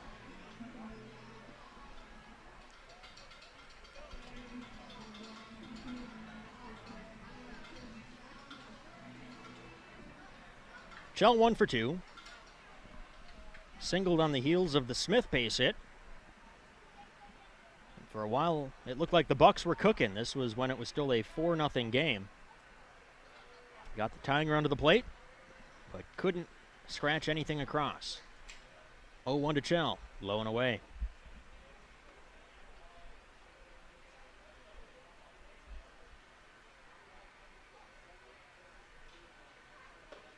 Missing inside. 2-1 the count.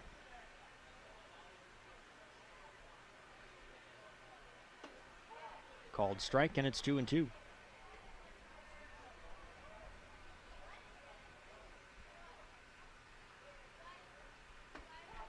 Around the outside corner, called strike 3. 5th strikeout of the night for Pennick. 2 up, 2 down quickly in the 8th.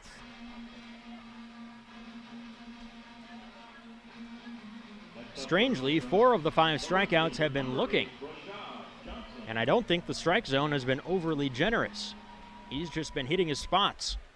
Lineup turns over for Brashad Johnson. First pitch, hot ground ball to third. Van Looy fields and throws. Pennick just as dominant in the 8th as he was in the 1st. 7.5 complete in Shakopee. 6-0 Springers on PrepSpotlight.tv.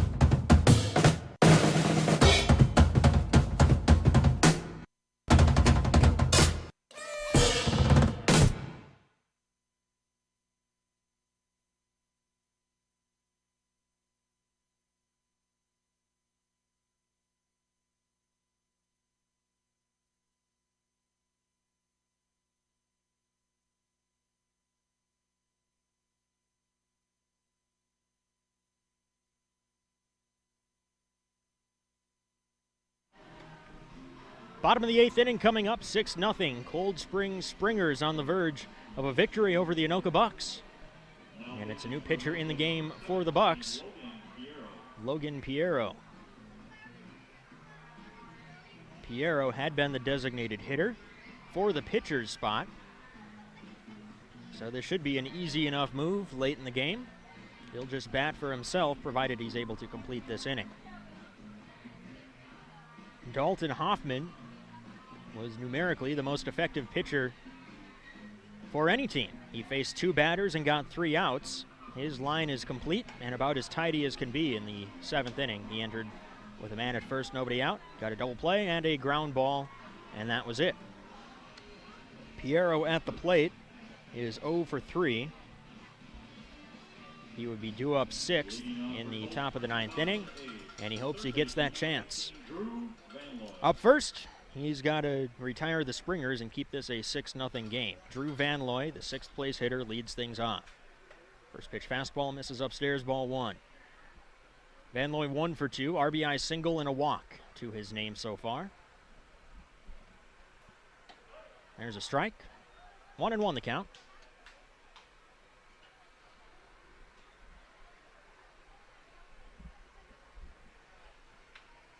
High fastball fouled straight back to the screen. 1-2. No more direct sunlight casting shadows on the field. Sun is setting behind the grandstand on the first base side. Hard one hopper that gets by the third baseman Herdzina into left field. We'll see if that's ruled a hit or an error, but it was hit on the screws. I'm going to say hit, but we'll wait for the video board. Yeah, there's a hit on the board, the 12th of the game for the Springers, and the 2nd for Van Looy.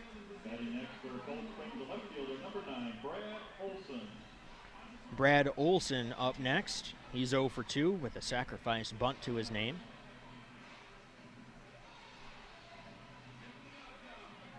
Time called as the Springers are going to pinch run.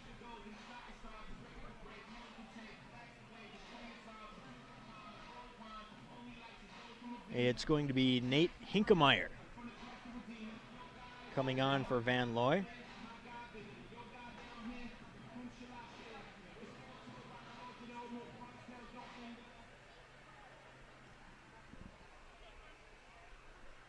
Nate, the son of manager Dave Hinkemeyer. First pitch upstairs, ball 1 to Brad Olson.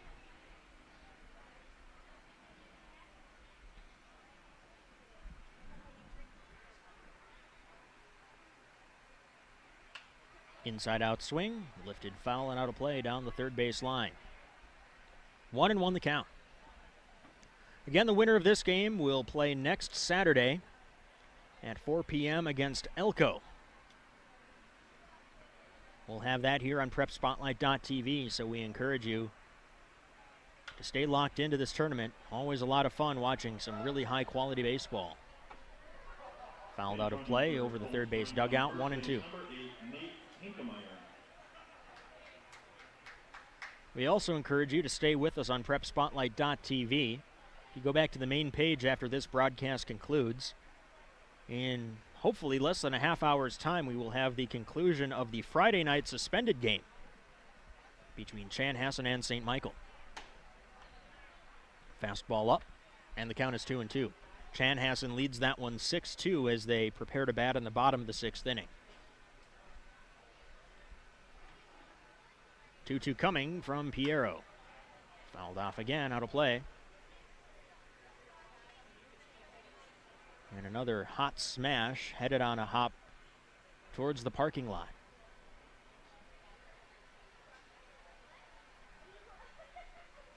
Two. Upstairs. 3-2.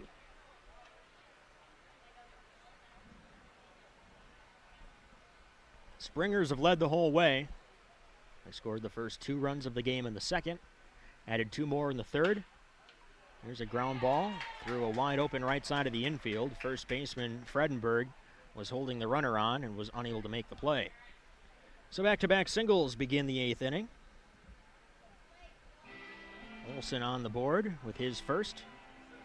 And now home plate umpire Bill Ryan doubled over in between third and home, and we hope this is nothing more than a heat-induced cramp. Looks like he's reaching for his calf or lower leg area. Yeah, he's stretching it out. It's been so hot.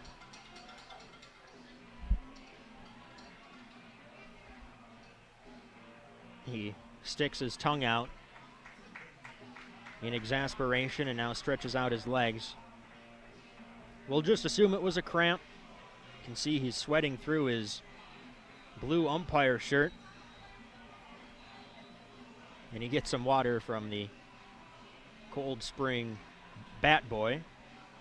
And if you're ever going to get water from a team, it might as well be Cold Spring, right? Next up for Cold Spring, the first baseman, number 10, Jerron Terrace.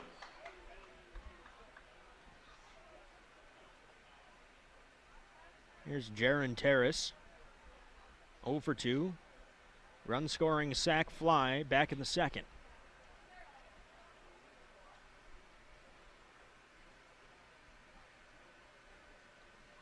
And the first pitch hits him up near the left shoulder blade. Piero surely with no intent there. But the bases are loaded with nobody out. And that'll bring in Alex Jungles. It will also bring out a mound visit for Piero.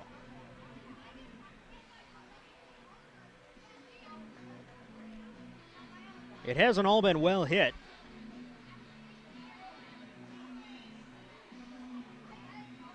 A few inches here or there, and the 2 singles are both outs. They need to make sure that this game doesn't get even more out of hand. 3 outs to get for the Springers. Anoka needs to overcome, at the very least, a 6-run deficit.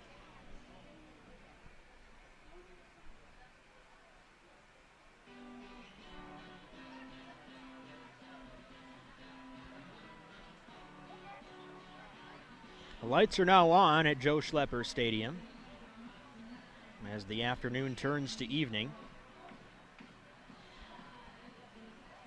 That started just a little more than 2 hours ago, so we're still on a pretty good pace here. Alex Jungles, the DH, is 1 for 3. Single and a run scored his last time up. Single just ahead of the Brian Hansen 2-run home run.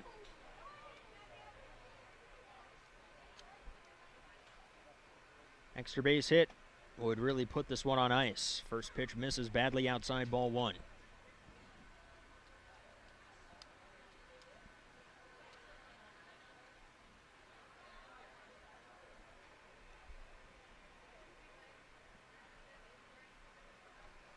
Piero's next, low and away, and it kicks off the glove of the catcher Walker. With nobody out, no reason to risk an out, even though the runner at third, Hinkemeyer, probably could have scored there. Everyone stays put, and it's 2-0.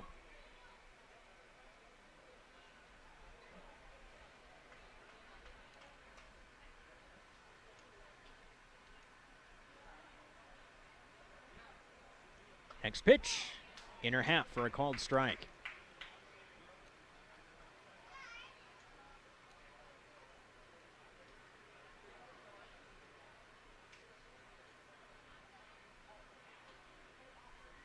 Base is full of springers, and now the count runs to 3-1 with no place to put Jungles.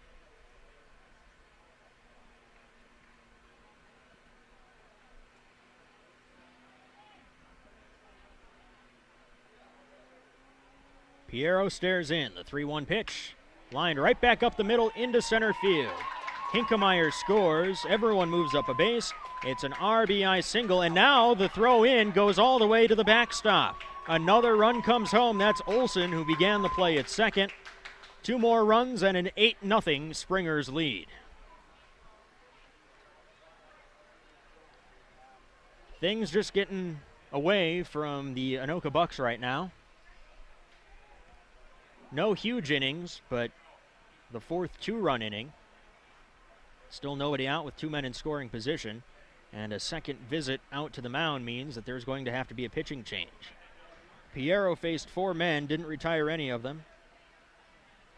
It'll likely be an error on the center fielder.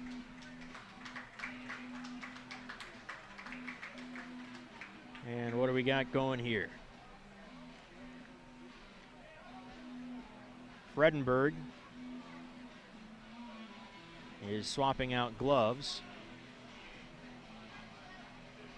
And now, let's see.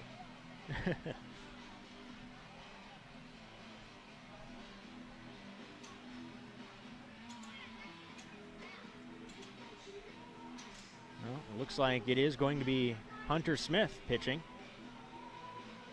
Or no, that's number 24. I don't have a number 24. No, Smith was not listed as 24, but now he is. So yes, it is Hunter Smith, who had been the big game starter for the Bucs. Called on to try and stop the bleeding here and get 3 outs in the 8th inning. We're going to step away as he wraps up his warm-up tosses. We'll be back after this on PrepSpotlight.tv.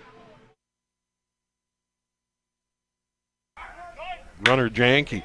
Here's one hit in the air to left. Carrying deep, way back. Miller to the fence. It's gone! A 2-run bomb wins it. Ethan Rowe, a 2-run shot. And the St. Anthony Hogs defeat the Minneapolis Angels 7-5 in walk-off fashion. His second home run of the night. A 2-run shot to left.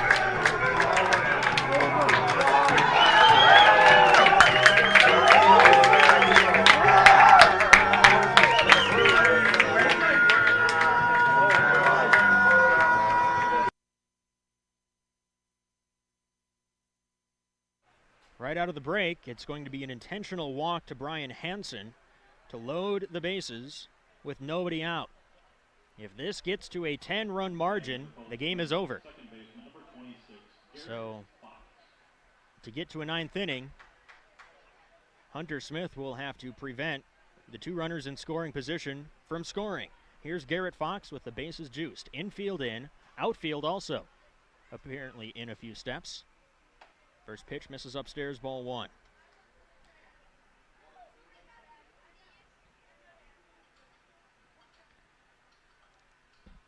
Piero with 2 runs on his ledger, also responsible for the first two runners on base.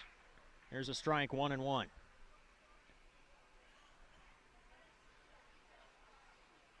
Hunter Smith, a 1.65 earned run average, making his 10th appearance, fourth in relief. Off the end of the bat foul, it's 1-2. 54 2/3 innings lead the club. He's 5-0.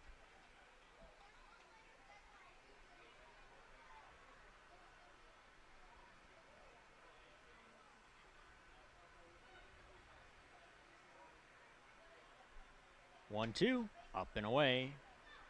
2-2.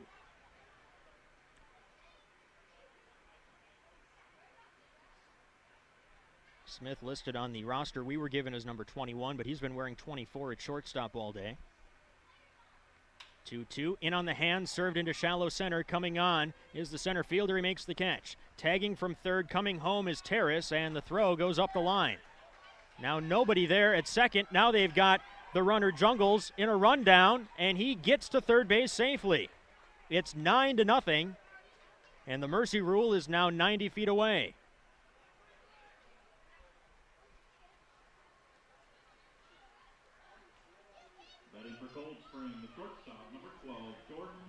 Credit Fox with a sacrifice fly and an RBI. Terrace scores, Jungles to third. Runners at the corners with one down for Jordan Barth. Infield no longer playing in, instead hoping for a ground ball double play.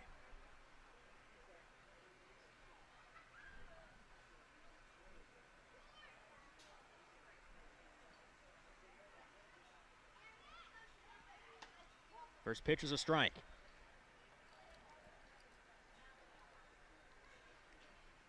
Barth so far today, 1 for 3 with an RBI double, a run scored, and a walk.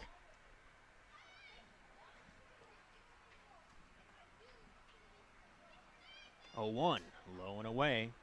Walker has to be very careful here as the catcher. You don't want anything getting by you to the ample room behind home plate. That might end the ball game.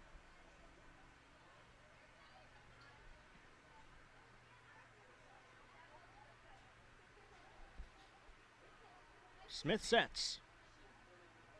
And the 1-1 pitch. Missing wide, 2-1.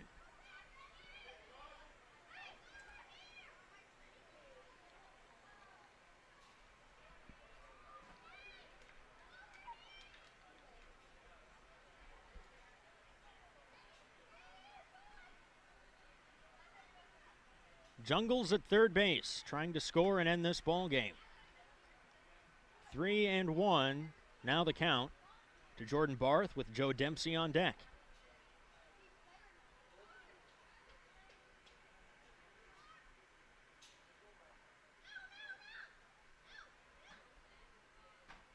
Smith sets, and the pitch. Ground ball, left side, through for a hit. Scoring from third is Jungles. It's a 10-0 game and a 10-0 final as the Springers open it up late to take their opening game in the Class B state tournament by 10-run rule. 10-0 our final. The Springers dominant in every facet of the game, and they move on to the round of 8. That's it for this game, but we remind you that we have the final few innings of Friday night's suspended game. That'll be taking place as soon as they can prep the field and get everyone warmed up between St. Michael and Chanhassen. So go back to the main page. We'll have that for you as soon as we get started. Until then, this is Eric Bramer signing off from Joe Schlepper Stadium in Shakopee. 10-0 your final. The Springers of Cold Spring defeat the Anoka Bucs. This has been a presentation of PrepSpotlight.tv.